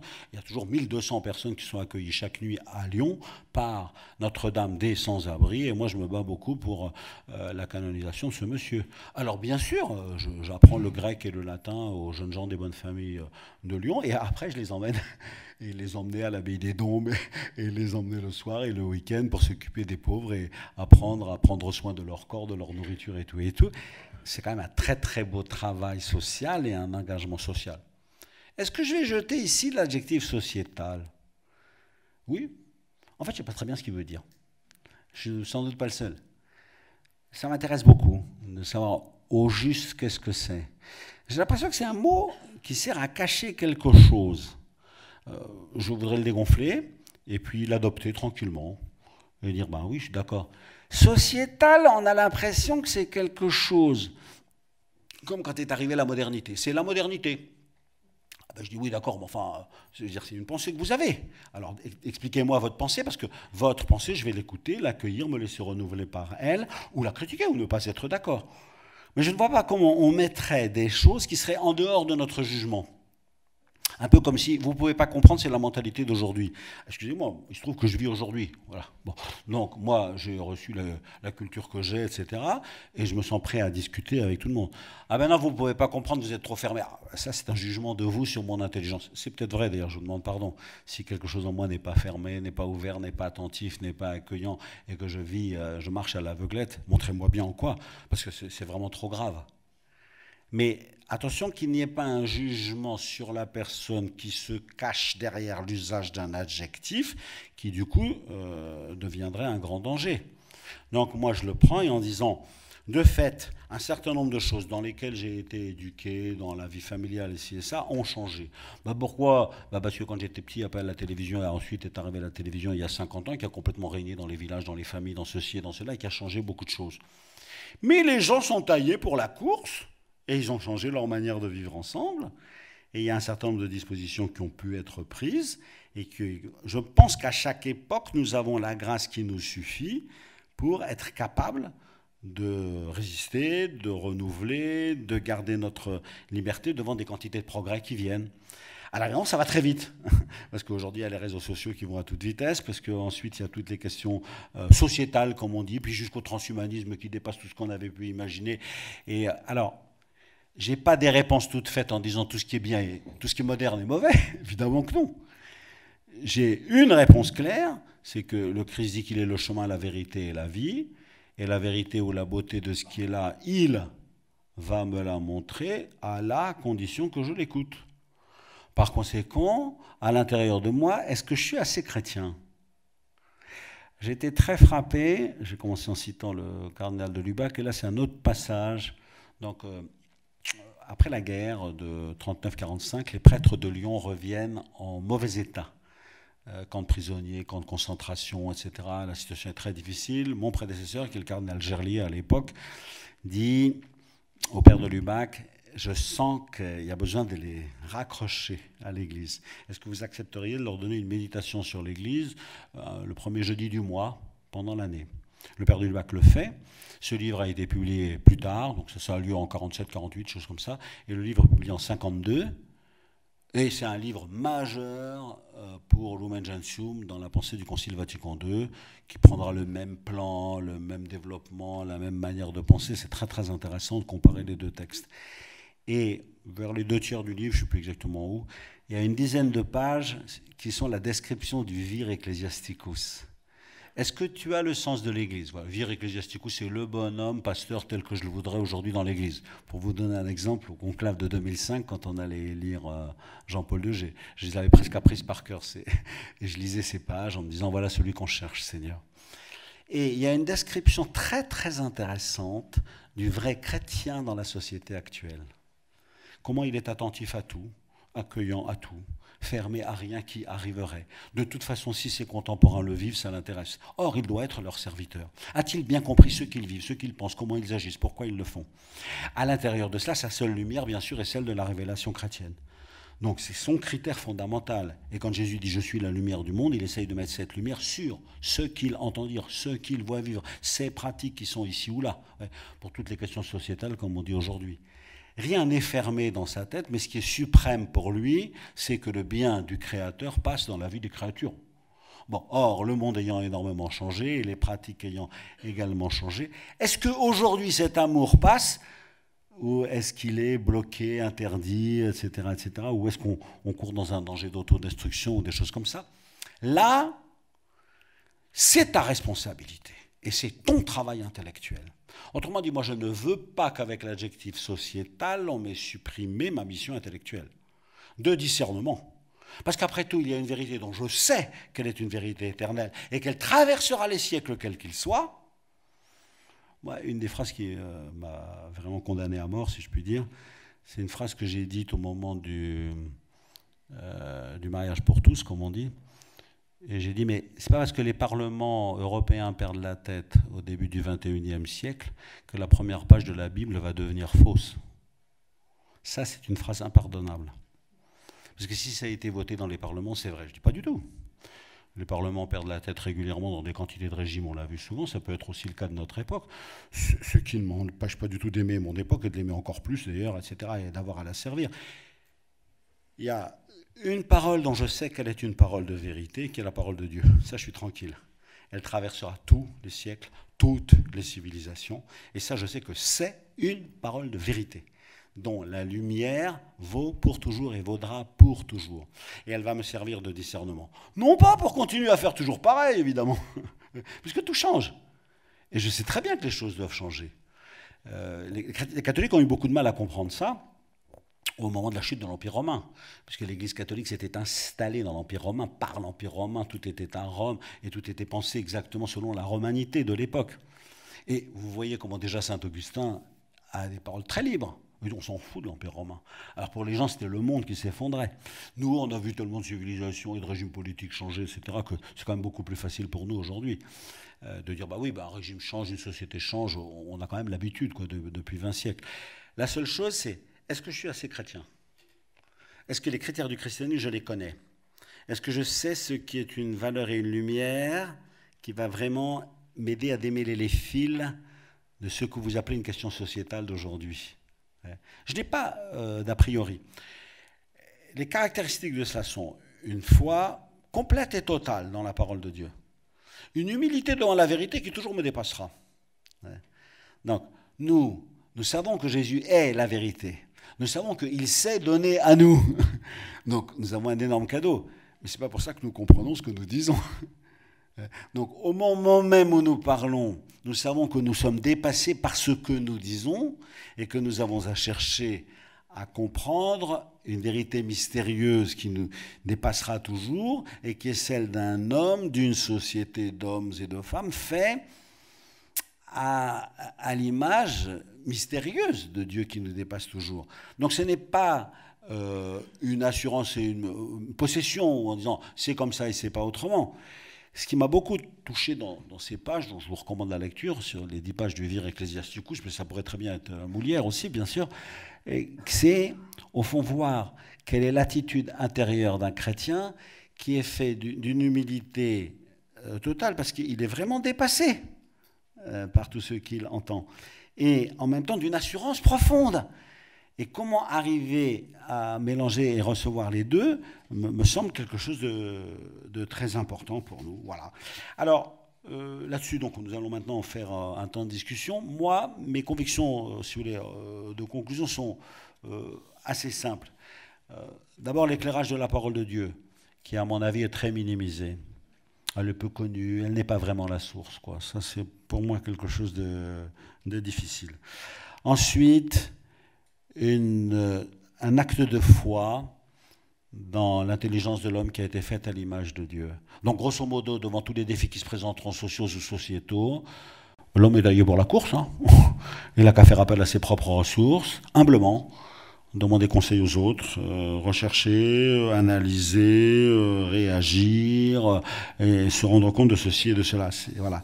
Et puis, ne jamais agir seul. Ça me paraît aussi quelque chose de très très important. Et toujours faire attention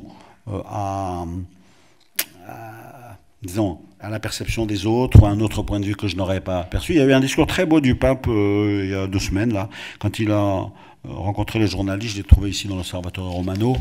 Et il dit ça aux journalistes, savoir interpréter et orienter notre époque. C'est une belle conversion des journalistes. C'est-à-dire, le but, c'est pas que ton papier fasse du buzz. C'est pas le nombre des lecteurs de ton papier. C'est la finesse de ton analyse, la justesse de ton analyse qui fait que, là, il a vu quelque chose que j'avais jamais entendu. Il dit quelque chose qui est véritablement éclairant. Les journalistes, comme nous tous, ils ont à avoir une vraie vie et une mentalité de serviteur, bien entendu. Voilà.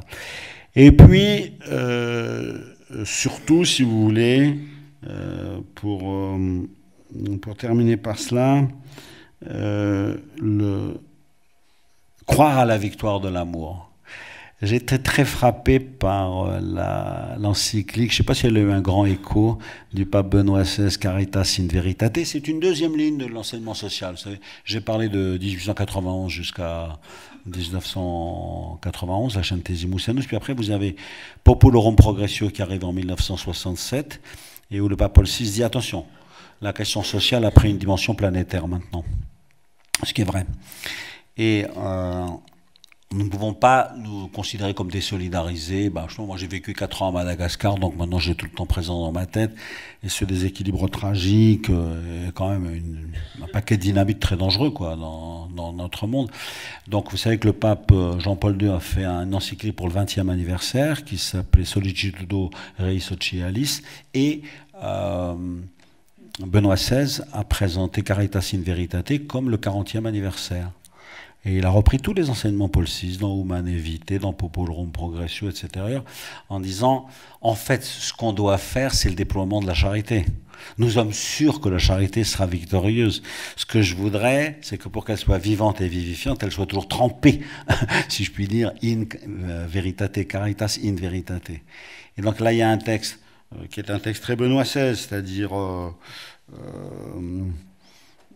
un peu difficile d'accès, si vous voulez, mais qui est quand même d'une très très grande profondeur, où il dit cette assurance de la victoire de l'amour, il dit cette splendeur de la vérité, et sa grande confiance en l'homme, limitée par le fait qu'il est petit. L'homme n'est pas à même de gérer à lui seul son progrès, puisqu'il ne peut pas le fonder par lui-même sur un humanisme autosuffisant. Et c'est assez joli, c'est-à-dire qu'en fait, il aime énormément l'homme, il a une grande admiration pour toutes les capacités qu'il peut avoir, il en dit le fondement. Évidemment, s'il refuse ce fondement, on risque fort de partir dans le royaume du n'importe quoi. Et donc après, c'est à chacun d'entre nous de savoir être assez astucieux, actif, présent, réactif, selon les tempéraments de chacun d'entre nous, pour réagir dans le social et le sociétal. J'arrête là.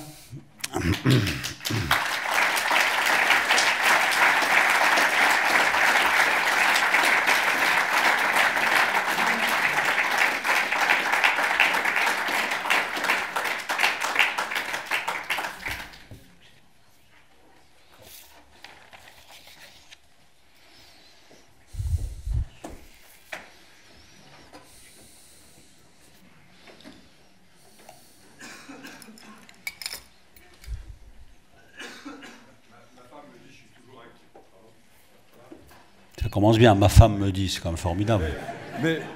Mais ma femme que le Seigneur m'a donnée est là. Il faut parler un peu fort parce que moi je suis sourd. Enfin, j'avais entendu la phrase principale, remarquez. Oui. Oui. Je disais que ma femme était quand même le plus beau cadeau que le Seigneur m'ait fait, et mon deuxième conseiller après Amen.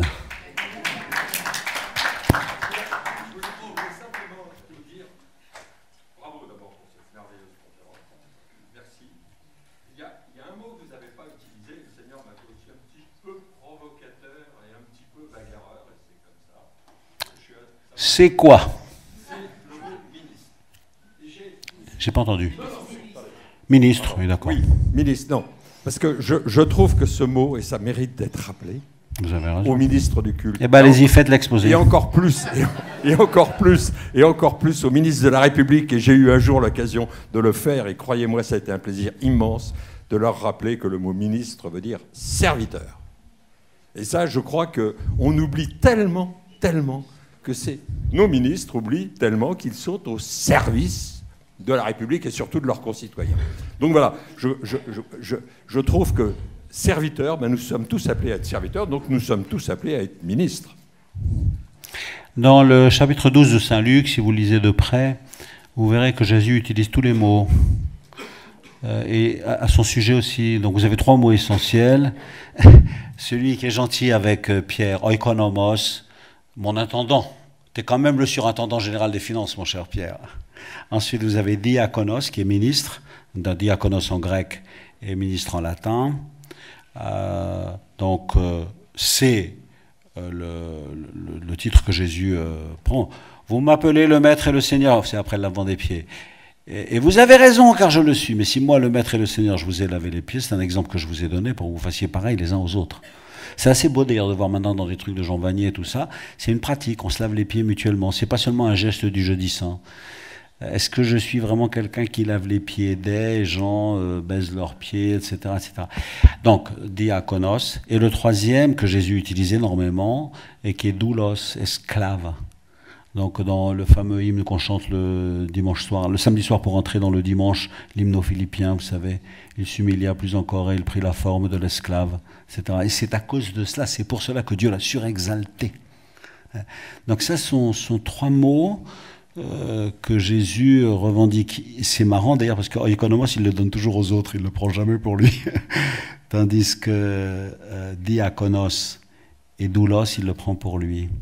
Et donc il invite Pierre en lui disant « Mais oui, mon cher Pierre, je t'ai donné une importance et c'est bien et je suis sûr que tu feras bien le boulot. Bah, plus tu te feras serviteur et même esclave, mieux tu accompliras ta mission. » Enfin, c'est quand même très utile de se souvenir de ce que vous avez dit, c'est-à-dire que ministre veut dire serviteur. Il y a même un 4e mot dans Luc 12 qui est pais, les petits gars. Dans la maison, il y a aussi les petits gars qui veulent dire dis-lui d'aller me chercher ça. Et moi, je trouve ça, c'est très sympa. Quoi. À l'intérieur de l'église, j'aimerais bien être un petit gars de Jésus. Et il me dit bon, va-t'en voir à Madagascar, là-bas, ils ont besoin de toi, etc. Reviens ici. L'intendant ou surintendant, le diakonos, ministre et serviteur, l'esclave, et la petite main. Et dans ce texte de Luc 12, les 4 mots sont là. J'ai peut-être une question par rapport à l'actualité récente et l'intervention des... C'est qui parle? Ah oui, c'est vous.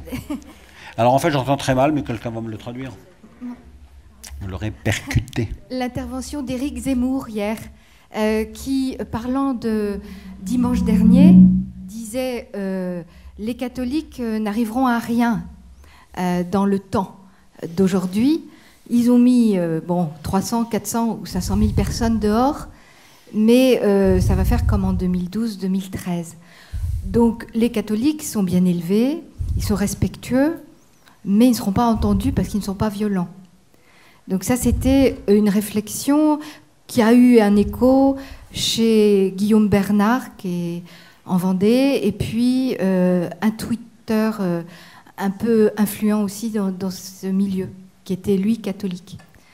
Donc c'est vrai qu'on sait qu'on ne travaille pas pour le royaume d'aujourd'hui, mais en même temps on se dit, tous ces enfants qui vont naître dans 20 ans, 30 ans, enfin qui naissent aujourd'hui, mais qui dans 20 ans ou 30 ans vivront cette absence du père, voilà, on a quand même une petite colère en soi.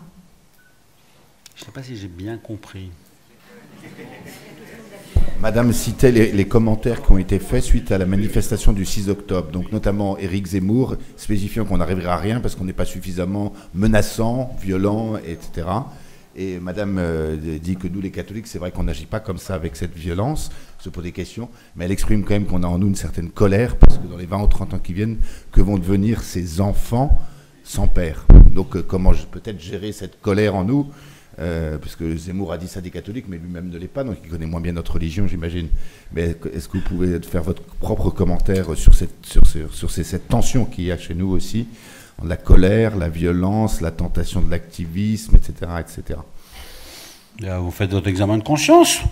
Et puis, est-ce que vous avez fait ce que Jésus vous demandait? C'est-à-dire que... Oui, ce que je disais à propos des manifestations à Rome, dans le fait que le pape Benoît XVI n'a jamais été dans une manifestation des rues de Rome, paraît une évidence. Personne n'a même imaginé que Benoît XVI irait manifester dans les rues, voyons. Ça aurait été un mensonge de lui. Aucune hésitation sur ses convictions. Et quand on a vu, à peine 2 mois après son élection, le pape François dans les rues pour dire l'avortement est un très grand drame, etc., on n'avait pas l'habitude de voir un pape. Mais ce n'était pas un pape comme les autres, il a le droit d'être comme lui-même. Moi, ce que je crois, c'est... Alors après, il y a autre chose, c'est les gens qui vont nous vilipender, ou se moquer de nous, nous ringardiser et tout et tout. Réjouissez-vous et soyez dans l'allégresse, car votre récompense sera grande dans les cieux, quoi, lorsqu'on vous insultera, lorsqu'on dira faussement toutes sortes de mal contre vous, enfin quel bonheur, quoi. C'est la 9e béatitude. Donc c'est comme ça. Ça ne veut pas dire que le message ne passera pas à la longue. C'est-à-dire on peut vous cracher dessus et se moquer de vous, et après les gens disent... ouais. Moi, quand il y a eu ces manifestations en 2013, j'ai reçu beaucoup d'insultes, beaucoup de félicitations et beaucoup de colère contre les autres évêques qui n'y allaient pas. Mais je dis, mais foutez-nous la paix. Ce qui est très important, c'est que chacun obéisse à ce que Jésus lui demande. Je me rappelle, mon voisin, c'était le cardinal Ricard, donc il avait été très clair dans sa parole sur ce sujet, mais lui, Jean-Pierre Ricard, il ne vient pas aller manifester. Et à l'Assemblée, comme on est côte à côte, il me dit, mais toi, Philippe, tu vas y aller? Alors je le regarde et je dis, devine. Il a compris que oui. C'est-à-dire, chacun doit être lui-même. Le bon Dieu ne nous a pas fait comme des clones. Et ce que je crois... par exemple, à chaque fois que j'ai demandé au cardinal 23, quand les manifestations étaient à Paris, je lui ai toujours demandé l'autorisation d'y aller. Il m'a toujours encouragé.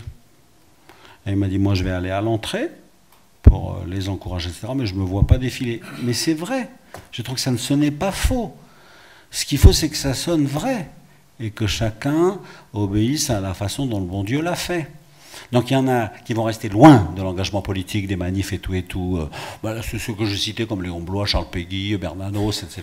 qui disent « Je ne mettrai pas les mains dans le cambouis, vous êtes tous des pourris ». Bon, c'est un beau cri qui rend service. Pourtant, il y en a qui doivent mettre les mains dans le cambouis. Voilà. Il n'y a pas trop d'a priori sur ce sujet. Moi, ce que je crois, c'est qu'il faut obéir à la grâce, quoi. Or, chacun sait ce que le bon Dieu lui demande, comment il est fait, quelle est la juste situation de sa personne, qui ne soit pas un mensonge. Ça ne veut pas dire que tu ne seras pas critiqué. Et je n'aime pas non plus les pessimistes qui disent de toute façon ça ne sert à rien, ils vous ringardiseront, etc., pour justifier leur propre paresse. Non. Et si on m'insulte et si on me met en prison, après tout, je ne suis pas le premier chrétien à qui ça sera arrivé. Hein. Ce n'est pas en soi très gênant d'être en prison. La seule chose qui est gênante, c'est faire des péchés, mais c'est autre chose. C'est pour ça que moi, j'étais à Rome là, dimanche dernier, donc je ne suis pas allé. Et puis dans la situation dans laquelle je suis, il vaut mieux que je n'aille plus aux manifestations, parce qu'à mon avis, je desservirais ceux que je côtoierais. Je vous félicite d'ailleurs. Mais je vois que les échos sont très différents. Et ce qui me paraît juste, c'est pas que ça ait bien marché, que l'impact ait été bon et qu'on ait perdu le moral, qu'on ait retrouvé le moral, qu'il y a eu tant de gens, qu'on ne savait pas qu'on serait tant, qu'on hésitait un peu, etc. Ce que j'entends dans tous les journaux, c'est avez-vous fait ce que le bon Dieu vous demandait? C'est quand même une question qui n'est pas tellement dans les journaux, quoi. Mais c'est vraiment la seule fondamentale, non? Je ne sais pas. Il y a beaucoup de gens pour qui tout est évident, mais je dis, mais laissez les gens être différents de vous. Enfin, quand même. Oui, Monseigneur, Vous interrogez cette distinction entre social et sociétal, qui est certainement une bonne question, et je fais un parallèle avec une expression qu'on a entendue. Il y en a qui s'intéressent à la fin du monde, d'autres à la fin du mois. qui fait mouche. Et je me demande si dans l'Église, on n'a pas un peu ce problème-là, quelque part. C'est qu'il y en a qui ont cette tendance sociale assez forte, et d'autres sont plutôt sur les grands combats intellectuels, tout ça. Est-ce qu'on n'a pas ça, ce côté intellectuel un petit peu, hein, combat très, très, très élevé, et le côté peut-être plus, voilà, la fin du mois, quoi. Est-ce qu'il n'y a pas quelque chose à rapprocher dans l'Église là-dessus? Parfois, sociétal est utilisé pour faire peur. Il n'y a pas de raison d'avoir peur d'un mot. Nous avons le droit de dire que nous ne savons pas et que nous avons besoin de réfléchir. Par exemple, les gens me disent, mais cette histoire aujourd'hui de PMA, GPA, ça va être rapidement complètement balayé par le transhumanisme qui va amener à des choses beaucoup plus invraisemblables et extraordinaires. Je vous donne cet exemple. En 2013, je suis invité à un congrès, une rencontre de grands médecins à Chamonix. Et ils voulaient 3 religieux. Donc il y avait un juif, un musulman et moi. Et tout d'un coup, l'un des médecins m'interroge en me disant on a une possibilité maintenant de greffer la cornée, ou je sais pas quoi, etc. Je suis tellement incompétent que s'il y a un ophtalmologue ici, il va dire que j'y comprends rien, ce qui est vrai, qui permettrait de voir mieux. Et vous voyez, par exemple, les lémuriens, ils voient la nuit, ou je sais pas quoi, il faut qu'on arriverait à faire un œil qui voit mieux. Qu'est-ce que vous en pensez? J'ai dit Joker. Parce qu'en fait, j'en pense rien, j'en sais rien, j'ai pas réfléchi, vous me dites ça. Je ne suis pas monsieur réponse à tout. Donc, je voudrais savoir si, quand dans la médecine, on peut guérir quelque chose qui était inguérissable avant, évidemment, je suis pour. Quand c'est prolongé pour prolonger, non. Enfin, j'ai le bel exemple de Jean-Paul II. C'est très intéressant sur l'euthanasie. Donc, il meurt le 2 avril 2005. En février, il a une trachéotomie parce qu'il étouffait. Donc là, il faut vraiment faire pour qu'il puisse respirer. Et fin mars, on veut lui faire, je crois, j'espère ne pas me tromper du mot, une gastrectomie pour pouvoir le nourrir directement. Et c'est lui qui dit non. M'empêcher d'étouffer, ce serait une telle souffrance que oui, je comprends. Mais me prolonger pour me prolonger, non. Si le bon Dieu veut que ce soit la fin de ma vie, c'est un jour béni, quoi. Donc ça, c'est une position chrétienne connue. Moi, par exemple, j'ai eu un infarctus à Cayenne. S'il m'était arrivé 10 ans plus tard à Madagascar, je serais mort, quoi. Là, heureusement, j'ai été pris par des services sanitaires français extraordinaires qui m'ont transporté immédiatement en Martinique. J'ai été opéré le lendemain. Enfin bon, et 6 ans plus tard, je vis très bien, etc. Donc, les progrès de la médecine, oui. Les prolongations en tout point qui seraient toujours des progrès, non. Non. Et après d'autres progrès, je ne sais pas. Peut-être que certains d'entre vous disent, mais si, quand même, vous ne pouvez pas dire que vous ne savez pas parce que telle et telle chose. Mais je dirais, il faut chaque question l'analyser posément, respectueusement. Expliquez-moi bien pourquoi, qu'est-ce que ça amènerait, en quoi ce serait un progrès. Est-ce que vraiment c'est un progrès? Par exemple, on considère que c'est un progrès que la moyenne d'âge de la mort soit 83,3, puis l'année prochaine 83,5, puis l'année d'après 83,7. Mais je dis non, c'est pas pour moi, c'est pas du tout un progrès. Un progrès, c'est quand la volonté de Dieu s'accomplit bien, quoi. Et donc, alors, c'est pour ça que tout doit être chiffré. Bon, peut-être pas forcément pour nous, c'est pas forcément quelque chose de chiffré. Donc, l'amélioration de l'homme, ça c'est une question sociétale. J'ai pas de solution toute faite. Moi j'ai dit, écoutez, il est vraiment temps de réfléchir à ça. Plusieurs personnes sont venues me voir en disant c'est un des grands défis, on n'est pas très content que l'Église se soit si peu prononcée sur le transhumanisme. Peut-être celui qui a le plus travaillé, c'est le nouveau secrétaire général de l'épiscopat français, là, le père Thierry Magnin. Il a vraiment beaucoup travaillé cette question. Mais il y a des questions nouvelles, et les questions nouvelles ne trouvent pas leur réponse immédiatement. Vous voyez, quand l'Empire romain s'effondre, il y a beaucoup de gens qui disent, ça y est, c'est foutu le christianisme. Et Augustin, il dit, pas du tout, je vais vous expliquer. Donc on réfléchit à plusieurs, et puis finalement, on arrive à une solution qui nous semble en harmonie, mais qu'on va peut-être changer après. Enfin, il y a un dogme et une vérité qui est éternelle et qui traversera les siècles. Et après, comment elle va s'adapter à un détail de la vie d'aujourd'hui, de la société, de la technique, de la médecine, de ceci et de cela, ça va changer. Il y a des gens qui savent tout avant qu'on ait posé une question. Ça ne me paraît pas vraiment chrétien, quoi. Les questions sont nouvelles, on voit comment les gens y réfléchissent. Et puis après, l'Église se prononce à tel moment, lentement, après avoir bien réfléchi, parfois trop lentement. C'est vrai que moi, quand j'y réfléchis, je trouve que Rerum Novarum est arrivé trop tard. On aurait été content que Rerum Novarum sorte au moment d'Albert de Man, au moment de tout ça, enfin dans les années 40, très vite. Bon, mais c'est un fait. Le titre est excellent. Et Paul VI a beaucoup insisté là-dessus. Il a dit, de fait, l'Église doit toujours être attentive aux res novae, les choses nouvelles. Aujourd'hui, par exemple, il faut parler de la finance. Donc moi, pas mal de grands financiers chrétiens, de la City ou ailleurs, je leur dis, vous devez avoir maintenant une parole sur la finance parce que vous savez à quel point elle est devenue folle. Et alors après, tout d'un coup, on entend parler des grands machins de 2008, on dit que ça va être pire après, mais là, évidemment, on n'y comprend rien. Puis alors, on voit des énormes chiffres de milliards, de dizaines de milliards, de ceci et de cela, bon, plus personne n'y comprend rien. Sauf qu'eux, ils ont vu que le système était devenu fou. Et ils le savent et ils peuvent le dire, donc ils doivent le dire quand ils sont chrétiens. Donc il faut qu'un certain nombre de financiers chrétiens de haut vol... J'ai fait faire une fois un gars qui était d'ailleurs chef de la section financière de la Générale, qui après est allé travailler à la City, une conférence sur les chrétiens et l'argent à Fourvière. Et donc j'avais invité tous les banquiers de Lyon à y assister, et puis après un pot à l'archevêché. Il y a une trentaine qui est venue, hein. C'était sympa. Et on les sentait préoccupés par leur profession. Là, ils ne plastronnaient pas entre eux. Et moi j'étais là comme leur serviteur, ma maison leur a été ouverte, j'écoutais sans comprendre tout ce qui se disait, mais je voyais bien qu'ils ont une grande responsabilité. Ils sont chrétiens. Alors ça, je ne sais pas si c'est un problème social ou sociétal, mais je peux dire que c'est un problème. Hein. Et le jour où toutes les banques explosent, on est mal. Et ils le savent. Ils ne sont pas aveugles. Et bien pourquoi ils ne font rien? Parce que c'est quand même l'équilibre du monde et aussi la survie des pauvres par derrière. Ils ne sont pas fous, quoi. Enfin voilà, bon, c'est un appel que je lance, parce qu'il y en a peut-être parmi vous qui s'intéressent à ces questions-là. Res novae, ça c'est bien. Rerum Novarum, c'est un très très beau titre. Au sujet des choses nouvelles, nous devons parler. Alors, après avoir réfléchi, après avoir demandé conseil, après avoir analysé, en mesurant qu'on n'a pas tout compris, enfin pas comme des espèces de jugements apodictiques et souverains qui déverseraient des principes sur les gens. Non, voilà ce qui s'est passé. Alors, quand même, quand on voit le pape Léon XIII qui dit, bon alors la grève, alors c'est quoi la grève? Alors est-ce que la grève c'est bien? Est-ce qu'on a le droit de faire la grève ou pas, etc. On voit le pape qui se colle au res novae. Et des choses nouvelles, ben, justement aujourd'hui, il y en a à mon avis dans la finance. Quand on a vu le pape François qui est arrivé et qui dit, écoutez, hein, il y a des magouilles partout dans les finances, mais il se trouve qu'il y en a dans le Vatican. Alors stop, parce que les premiers qui doivent arrêter, c'est nous, quoi.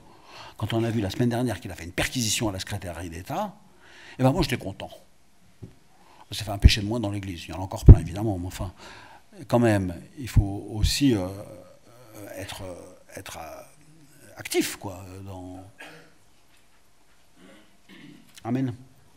Merci Éminence, de votre conférence. J'ai une question. Vous avez cité les dernières paroles du Christ sur la terre en disant « Soyez mes témoins », sous-entendu « Soyez des martyrs ». Moi, je pense à cette phrase de saint Augustin qui dit « À défaut, Seigneur, de faire de moi un vainqueur, faites de moi un combattant ». J'ai envie de vous dire qu'en tant que catholique, en action, je préfère être du côté des témoins et des vainqueurs que des losers et des martyrs.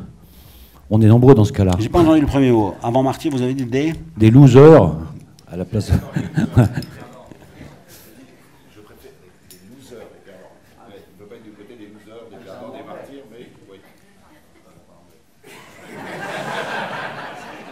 Vous voulez gagner, c'est ça. Vous voulez gagner.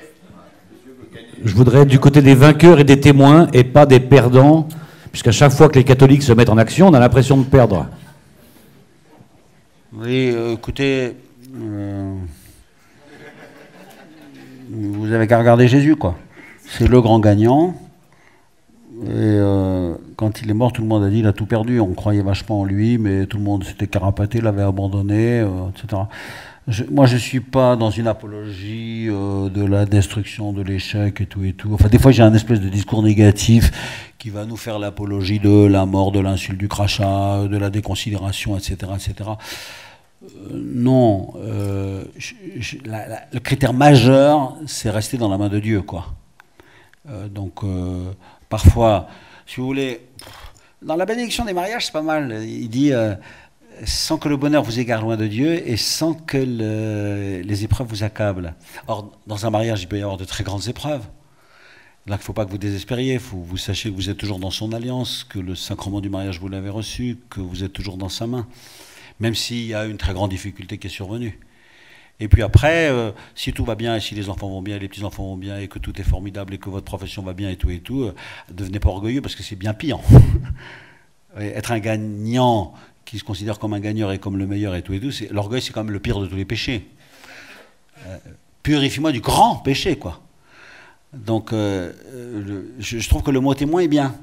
C'est-à-dire, je serai son témoin dans les petites choses. Moi, je prends toujours l'exemple maternel. Je dis, voilà, une maman, bon, elle témoigne de son amour maternel pour son gamin, et quand son gamin vient d'avoir 5 ans, alors elle prépare une très belle fête, et elle invite déjà les premiers copains, c'est le premier anniversaire que l'on fête, et elle l'a fait avec très grand soin, et toutes les petites mamans à côté regardent, et les grands frères, et les petits frères, et les copains, et les voisins, et les ceci, et les cela, etc.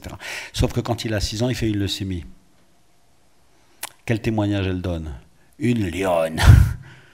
Alors, elle ne dort plus, elle est là, elle est à côté de lui, tout est supprimé, etc., parce que la vie de son gamin, c'est tout. Donc, elle donne tout dans des détails pleins, délicats, délicieux pour l'amour de son enfant, pour l'anniversaire, et dans une souffrance incroyable qui ne compte même pas pour elle. Elle s'en fout, elle ira jusqu'au bout, parce que premièrement, elle doit le sauver, et c'est tout, quoi. Donc, c'est un même amour. Il n'est pas normé par le succès. Il est normé par la profondeur du lien qui existe entre Jésus et ses disciples, entre une maman et son enfant, etc. Et on le voit à l'œuvre dans des circonstances tout à fait opposées, c'est-à-dire fêter les 5 ans du gamin ou se battre contre sa leucémie. C'est le même amour. Quand il dit « vous serez mes martyrs », c'est-à-dire « vous serez mes martyrs, mes témoins », dans les circonstances joyeuses. Donc Pierre parle, d'entendre cela, ils eurent le cœur transpercé, et 3000 demandèrent le baptême. Paul parle, Dieu sait s'il avait préparé son discours, il s'était baladé dans les rues d'Athènes, il avait lu les philosophes, il avait vachement léché son affaire, enfin il avait fait très très très attention à tous égards athéniens, vous êtes les plus des hommes des guerriers, je me promenais dans vos rues, j'ai rencontré une stèle, un dieu inconnu, c'est très intéressant, qu'est-ce que vous êtes raffiné dans votre intelligence, patatrac, succès zéro. Dès qu'il parle de Jésus, tout le monde dit oui bon, ça va, c'est un fatigué celui-là. C'est tout. Donc le même amour l'a amené à essayer d'être un gagneur. Bon, mais après, devant cet échec retentissant et cuisant à Athènes, rassurez-vous, il a continué. Hein. Et puis après, il a continué d'évangéliser les autres villes. C'est pas du tout un problème pour lui d'échouer. Je trouve que nous sommes trop sensibles aux succès et aux échecs.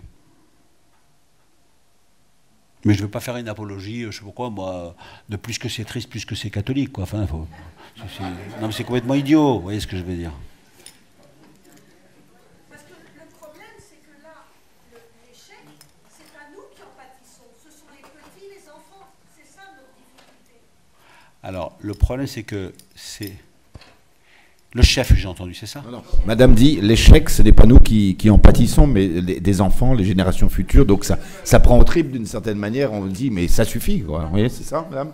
Mais oui, c'est pas nous qui perdons, ce sont les enfants. Oui, c'est pas nous qui ça perdons. Donc, un devoir d'intelligence pour faire en sorte que les choses soient vécues le mieux.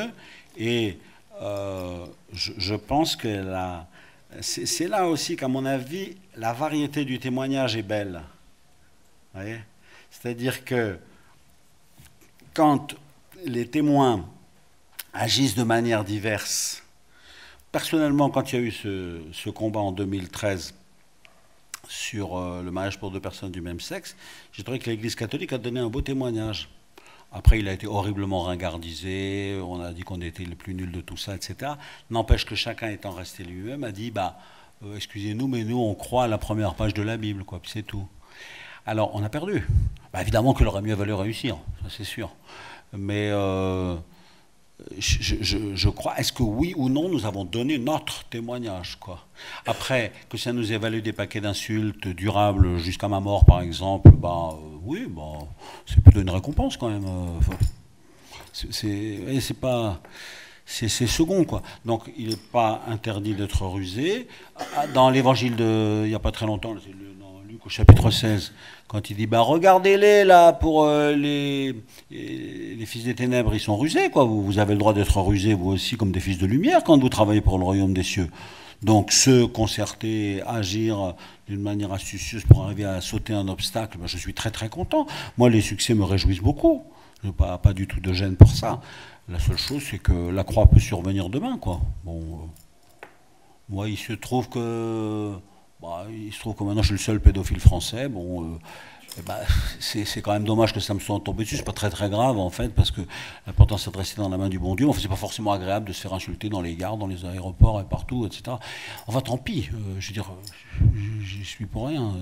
Donc, à mon avis, ce qu'il faut, c'est dire au Seigneur, tel que tu m'as fait, dans la situation présente, qu'est-ce que tu attends de moi? Voilà.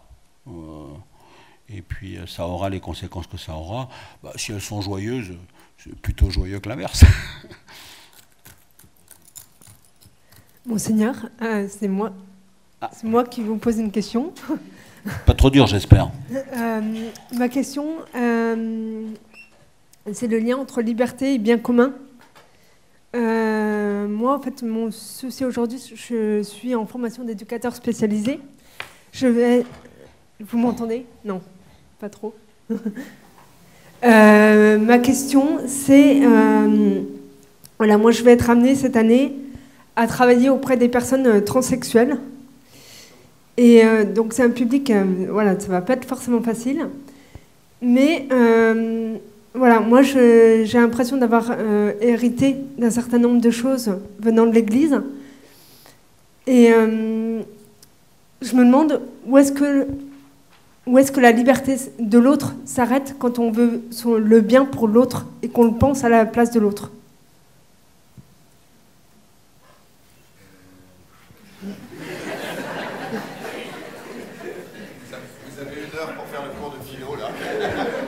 Vous avez dit que vous allez travailler dans un milieu où il y aura des transsexuels. Oui, ouais. C'est ça. Une éducatrice spécialisée, en fait, elle va travailler avec un public de transsexuels. Elle se pose la question de la liberté, de l'ajustement, de la vérité par rapport à ça. C'est ça, c'est comment on laisse libre la personne. C'est quoi votre travail? Éducatrice spécialisée. Ouais.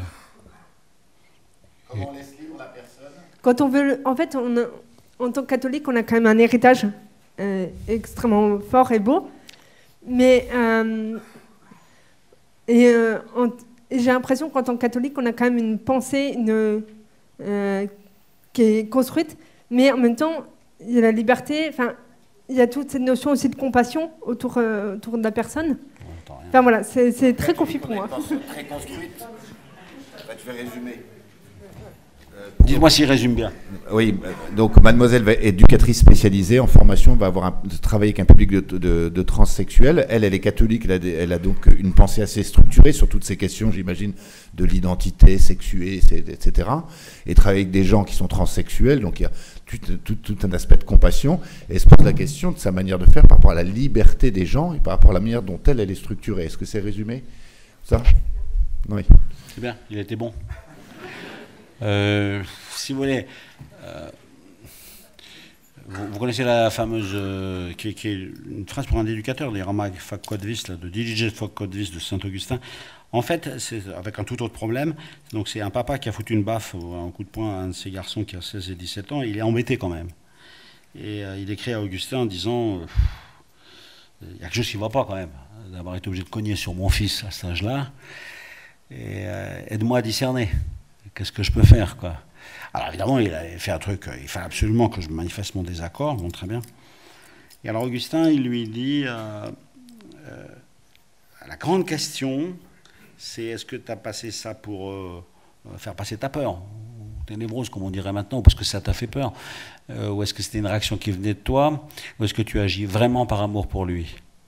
C'est-à-dire, la grande question, c'est vous êtes leur servante, maintenant. Donc, est-ce que vous les aimez de tout votre cœur, comme ils sont?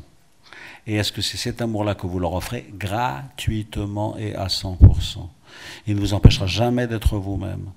Mais c'est la seule chose qui vous est demandée, c'est le seul canal à partir duquel d'autres choses deviendront possibles.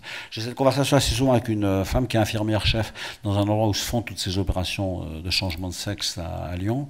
Et elle me dit, plus je les écoute et plus je les vois, on peut même plus dire les prénoms, il faut dire que des numéros quand on les appelle dans les salles d'attente, des trucs comme ça.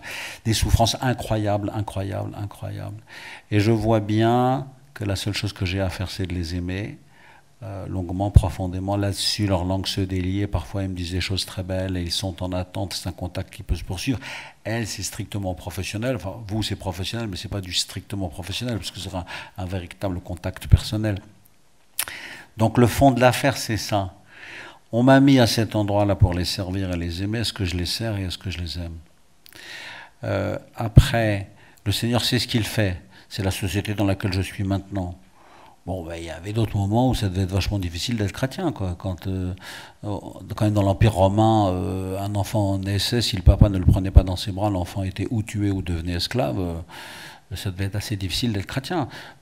Quand tout le monde connaît ce texte-là, j'imagine, l'Épître à Diognète, donc qui est de la fin du second siècle, et le gouverneur romain d'Alexandrie dit les chrétiens, ça commence à pulluler, c'est quoi ces bêtes-là, quoi? Et donc on lui fait un rapport. Et il dit, ils sont comme tout le monde, ouais, mais ils ne sont pas comme tout le monde. Et donc il a un rapport sur les chrétiens, et il dit, voilà, ils ont des enfants comme tout le monde, ils ont les vêtements de tout le monde, ils ont ceci et cela, mais ils ne vont jamais avec la femme du voisin, mais ils gardent toujours leurs enfants, mais ils ont une réunion très spéciale un jour par semaine, où ils chantent entre eux, etc. Enfin, il décrit la vie des chrétiens, qui est assez étrange, et dont on voit bien qu'elle est à part. Donc vous n'avez pas à vous montrer à part. Vous avez à vous montrer comme ce que vous êtes, c'est-à-dire une éducatrice qui est donc faite pour eux et pour les servir. Et puis après, s'il y a plus et s'il y a des questions et s'il y a une discussion, vous êtes vous-même et vous demandez au Seigneur qu'il vous éclaire. Par exemple, un jour, je vais arriver à la cathédrale de Lyon. Moi, j'étais toujours dans la cathédrale le vendredi soir. Un couple d'homosexuels, j'en connaissais un, bon, mais je ne savais pas qu'ils vivaient en couple, etc. Et il me dit, est-ce qu'on peut vous parler? Parce qu'on a décidé de vivre en couple. Je dis, mais bien sûr, venez prendre la soupe avec moi. Donc après la messe de 19h, ils montent là-haut, et puis je parle avec eux deux, des gars très bien. Et alors, bon, ils se sont mis en couple homosexuel eux maintenant. Et il me dit, ben voilà, on a décidé de se mettre en couple, alors on veut savoir ce que vous en pensez. Non, on a décidé de se mettre en couple, etc. Alors, je dis rien, je voulais du fromage, de la salade. Après, il me dit, oui, mais on vous l'a dit tout à l'heure, est-ce qu'on peut savoir ce que vous en pensez? Donc là, je suis invité à donner mon témoignage. Je n'ai pas là comme leur juge, ils sont venus chez moi, ils voulaient me dire un truc, ils me le disent. Après, ils veulent avoir mon avis, alors je le donne. Alors, qu'est-ce que je dis? Je dis, je suis sûr que vous le faites parce que vous pensez que c'est un chemin de bonheur pour vous. Mais je vous promets, ce que dit Jésus est plus vrai que ce qui est dans votre tête. Vous agissez selon votre vérité à vous, bien sûr. Je ne mets pas en cause votre sincérité. Certainement, vous cherchez votre bonheur. Mais quand Jésus nous demande de ne pas vivre ce genre de relation, je suis sûr qu'il a plus raison que vous. Ils n'étaient pas étonnés puisque je suis croyant et chrétien. Et ils voyaient que je comprenais leur attitude et que j'en donnais acte. Et je savais que ce n'étaient pas des imbéciles, que c'était des gens qui cherchaient un bonheur, qui sans doute voulaient le bonheur de l'autre d'ailleurs. Et je leur dis, mais en fait, je vais vous dire une vérité, je crois plus en Jésus qu'en vous. Ils le savaient. Et on se voit toujours. Je les aime beaucoup d'ailleurs. Alors, bon, il me dit, mais est-ce qu'on peut retourner à la messe? J'ai dit, bien sûr. Et on nous apprend à prier, mais bien sûr, etc. Est-ce qu'on peut se confesser? J'ai dit, oui, on peut toujours se confesser. Après, le prêtre, vous verrez s'il vous donne le pardon ou pas. Ah oui, mais... non, j'ai pas envie de changer. Alors, ce serait hypocrite de me confesser. Je dis, j'en sais rien. Demander pardon de ses péchés, c'est pas hypocrite du tout. Après, si tu reçois pas le pardon, tu vois le chemin que tu as à faire. Non, bon, alors je préfère pas me confesser. Est-ce que vous acceptez de me bénir? Bien sûr que j'accepte de te bénir. Donc on voit, les gens sont à l'endroit où ils sont dans leur chemin. Tu dois leur montrer que tu es leur serviteur toujours, que tu les aimes toujours, et que tu es le serviteur de Jésus qui est leur plus grand bonheur. Et tu es au service de cette rencontre qui se fait, ne se fait pas. Toi, tu es au service de cette rencontre. Le travail d'un chrétien, c'est de faire que ça passe bien entre un père et son fils, entre le créateur et la créature, quoi. Et si tu peux faciliter les choses, tu le fais. Bon. C'est une belle relation, si vous voulez. Alors, ils savent que je les aime. Ils savent ce que je pense et ce que je souhaite pour eux. Je n'ai jamais menti sur ce sujet. C'est Jésus qui reviendra pour juger les vivants et les morts. Moi, j'ai le droit de leur demander d'être sincères, d'être ouverts à une vérité qui les dépasse. Il y a des vérités qui sont plus grandes que celles que j'ai dans la tête. Bon, on peut me le dire à moi aussi, d'ailleurs, c'est tout à fait vrai. Donc, tu es très loin de comprendre ce que tu fais quand tu célèbres la messe. Bah oui.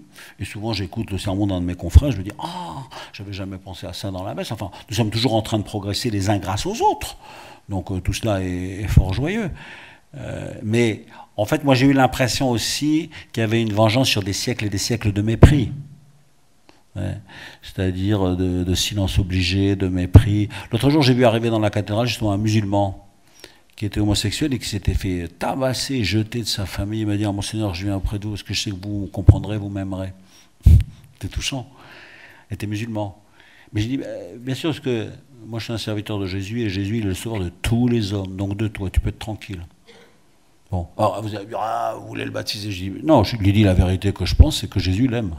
Et que Jésus est son sauveur, j'ai quand même le droit de dire ce que je pense. Ouais, et puis, mais ce qu'il faut, c'est qu'il soit vrai que je l'aime. Ah, ça, c'est pas toujours gagné. La vérité de l'amour pour autrui est la clé de la victoire, ou au moins du témoignage. C'est difficile. En fait, vous le voyez dans votre prière. C'est-à-dire qu'après, vous voyez bien si et comment vous priez pour eux et qu'est-ce que vous demandez à Jésus pour eux dans votre prière. C'est-à-dire qu'au fond de nous-mêmes, nous ne nous mentons pas. Nous savons bien pour qui nous offrons cette communion que nous venons de recevoir. Nous savons bien qu'est-ce qui est venu dans notre prière. Et on voit bien qu'il y a des gens qui n'y viennent jamais, quoi. Vous savez, l'examen de conscience qui est très utile à faire pour un catholique, c'est qu'est-ce qu'il y a derrière le nous. Je le fais faire déjà aux enfants. Sainte Marie, Mère de Dieu, priez pour nous, pauvres pécheurs. Ben oui, je prie pour mon papa et ma maman. J'ai dit, ça c'est bien. C'est très très très bien. Il faut continuer de prier pour ton papa et ta maman. Alors prions pour nous, priez pour nous. Bon. Et petit à petit, on espère que le nous s'élargit. Pardonne-nous nos offenses, comme nous pardonnons à ceux qui nous ont offensés. Alors, pour qui tu demandes le pardon? Tu as déjà prié pour que Jésus il pardonne les péchés de ton papa? Bah non, jamais. Ouais. C'est un nous qui est incroyablement rabougri. Vous faites cet examen de conscience. Est-ce que, par exemple, les musulmans sont venus dans le nous? Donne-nous aujourd'hui notre pain quotidien. Là, franchement, le nous, j'espère qu'il est large à tous ceux qui meurent de faim. Moi, qui ai vécu à Madagascar, mon nous est colossal. C'est un des lieux de combat les plus énormes. Donne du pain à ceux qui ont faim et donne un peu de faim à ceux qui ont du pain, quoi, parce que c'est un monde complètement divisé en deux. Pardonne-nous nos offenses. J'étais réveillé par un musulman une fois qui m'a dit « Monseigneur, je pars à la Mecque, c'est un grand événement dans notre vie. Est-ce que vous voulez bien prier pour moi pendant le pèlerinage ?»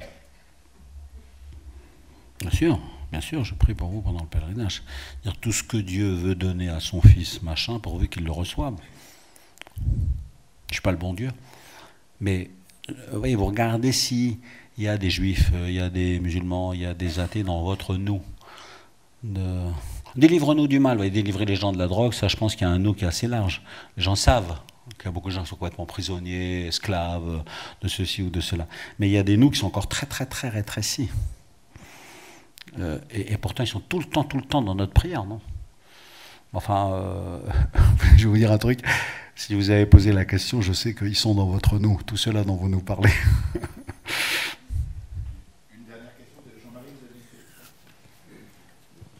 Non, je voulais juste, à propos de l'oraison du mariage, citer juste un passage de saint Augustin qui dit que le Seigneur donne à son Église tous les succès qu'il faut pour qu'elle ait des consolations et tous les échecs qu'il faut pour qu'elle n'ait pas d'orgueil.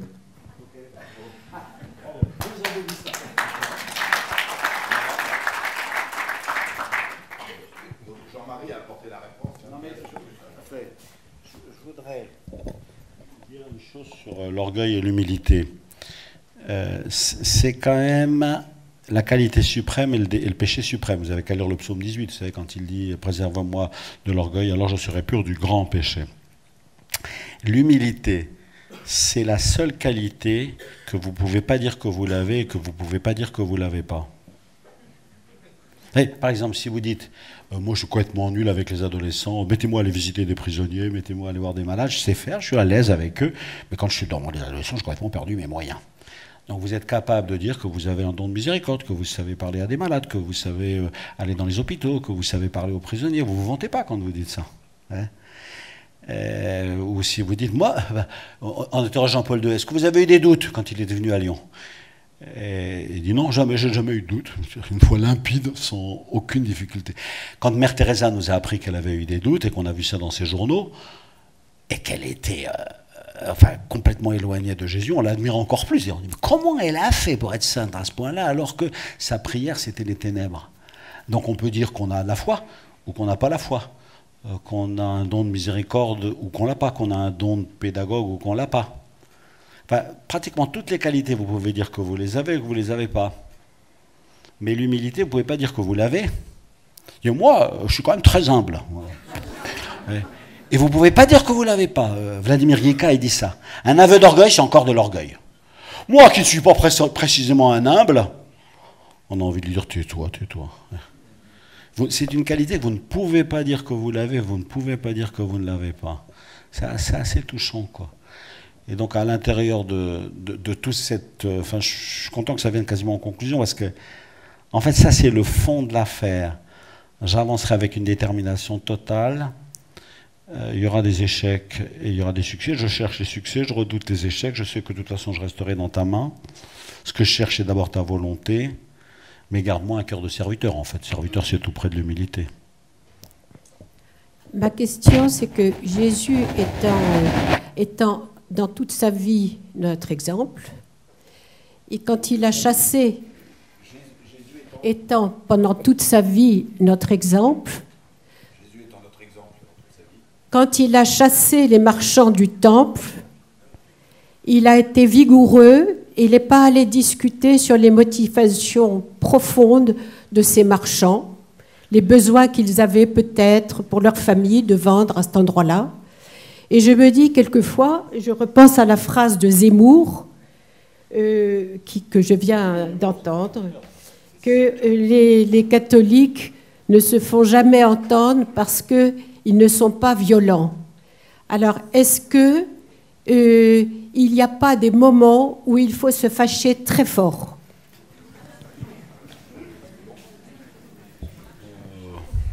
Moi, je suis tout à fait d'accord. Hein. C'est-à-dire que, si vous voulez, quand Jésus parle, je sais que c'est toujours 100% de l'amour. Donc il n'y a pas que ce passage de vendeur chassé du temple.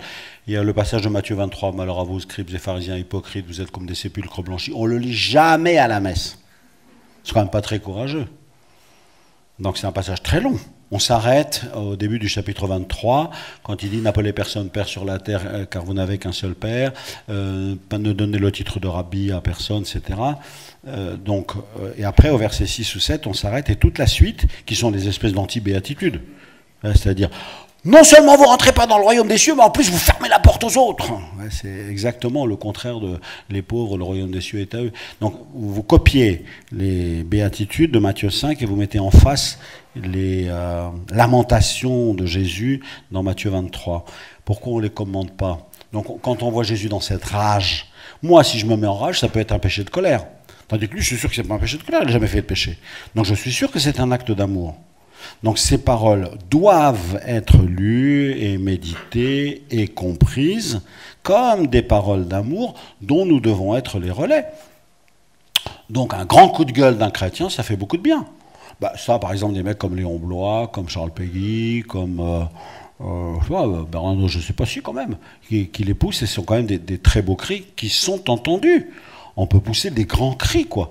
Moi, quand j'étais voir le pape, là, c'était au mois de mai, et il était en train de préparer son voyage à Madagascar, et il m'a dit, il faut que je pousse un grand cri, parce que le monde est complètement cassé en deux. Madagascar, tout le monde s'en fout, personne n'en sait rien du tout, ils ont qu'à mourir, et puis c'est tout. Hier, j'ai eu le patriarche Sacco au téléphone, il m'a dit, j'ai eu personne, pas un coup de fil, rien. J'ai dit, parce que vous êtes un copain impossible à atteindre au téléphone, j'ai essayé 20 fois. Ouais, vous êtes le seul, personne, il n'y a personne de Rome qui m'a appelé, il s'en fiche complètement, on peut crever, etc. Dans une très très grande détresse. Ce qui est peut-être pas faux. Qui a vu qu'il était absent au consistoire de la semaine dernière où soi-disant tous les cardinaux étaient réunis pendant qu'on tuait des centaines de gens chez lui? C'est-à-dire qu'en fait, on ne peut pas porter toutes les souffrances du monde, mais un grand cri pour le bien des pauvres, pour le bien des autres, est quelque chose de bien. Alors cependant, moi j'ai regardé d'assez près le texte des vendeurs chassés du temple, Vous voyez comment, vous savez comment est organisé le texte. Dans Saint Jean, ça vient au début. Je serai un évangile du temple. Donc dès le chapitre 2, après les noces de Cana, il y a le temple. Il va être purifié. Les autres, c'est l'inverse. Il a fait ses voyages en Galilée, il a fait sa transfiguration, il a fait tous les miracles, puis il a pris résolument le chemin de Jérusalem. C'est le début de l'évangile d'aujourd'hui. Jésus avançait vers Jérusalem, il traversait la Samarie, et ça se passait pas très bien. Il y avait le feu qui tombait du ciel, etc. Et après, il arrive par Jéricho, il monte dans Jérusalem, et donc il a fait toute la Terre Sainte, il a monté vers la Cité Sainte, il est entré dans le lieu saint de la Cité Sainte de la Terre Sainte, et quand il est arrivé là, il a vu le désastre. Alors là, il est entré dans une rage folle, qui était uniquement le zèle de ta maison me dévorera. Il est cité ce passage-là, à cet endroit-là. Et dans cette colère, il a dit, c'est une maison de prière et vous en avez fait un repère de brigands. Les seuls auxquels il parle, c'est qui? Dans les marchands. Ceux qui vendaient les colombes. Ça a dû lui rappeler des souvenirs. Et il dit, moi, je suis persuadé de ça, je n'ai jamais lu dans les livres, hein. C'est moi qui le prie comme ça. Enlevez ça d'ici. Ouais. C'est-à-dire, les autres, il a culbuté les tables échangeurs, il a tout foutu en l'air, mais quand il a vu ceux qui étaient les serviteurs des pauvres, non, enlevez ça d'ici. Moi, je ne l'entends pas du tout comme une parole violente. J'ai dit, il a donné une parole douce à ceux qui étaient attentifs aux pauvres, à l'intérieur d'un lieu qui venait d'être gravement dénaturé, et il avait raison de s'être mis en colère. Donc moi je pense que les catholiques ont le droit, parfois le devoir, d'une belle et d'une grande colère, tout à fait, à condition de ne jamais se départir du respect de chacun, de l'amour des pauvres, de l'attention à chaque personne, etc. Donc je suis assez d'accord avec vous.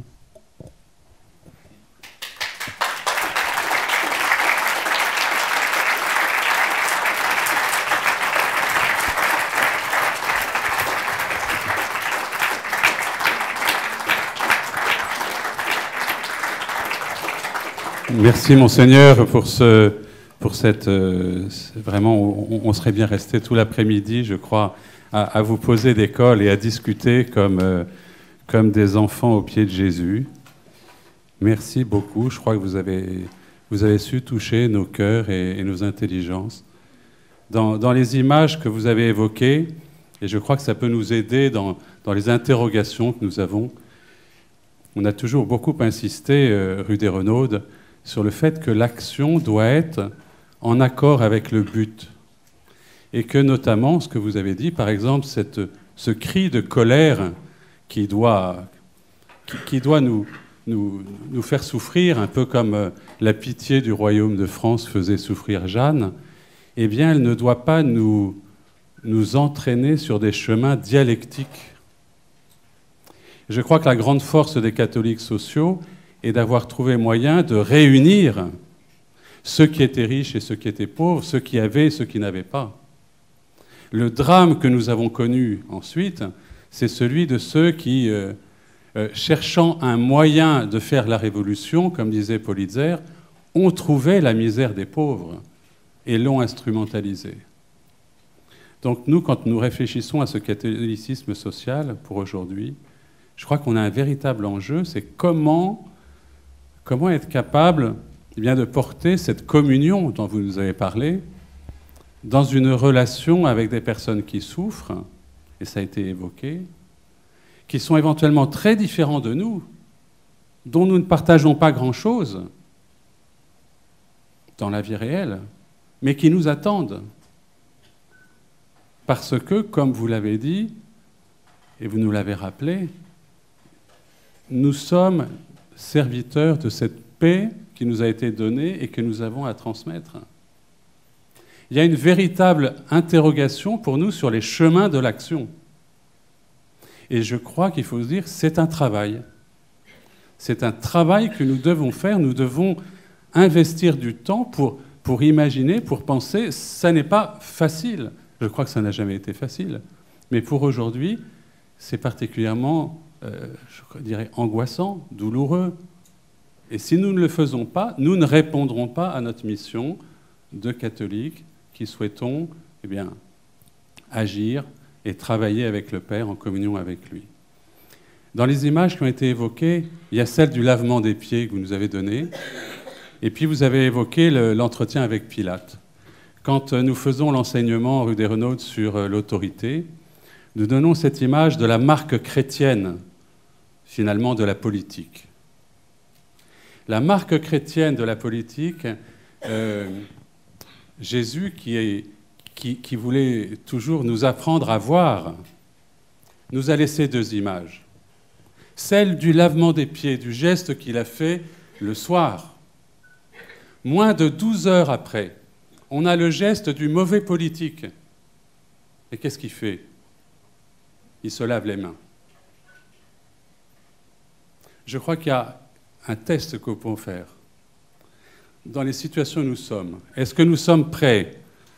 Est-ce que notre action, est-ce que notre engagement, c'est pour laver les pieds ou nous en laver les mains? Je crois que la souffrance sociale doit nous inspirer et nous donner une force qui fait qu'on est capable de donner toute sa vie par des choix fondamentaux pour aller laver les pieds, pour que ça marche, pour que ça fonctionne. C'est pédagogique. Laver les pieds, se prosterner aux pieds pour que l'autre soit lavé.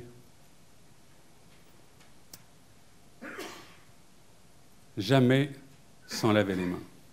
Je crois que sur les manifs, peut-être effectivement qu'il faut être dans sa vérité, mais je crois que l'attitude que l'on doit avoir, on ne peut pas dire « je m'en lave les mains ».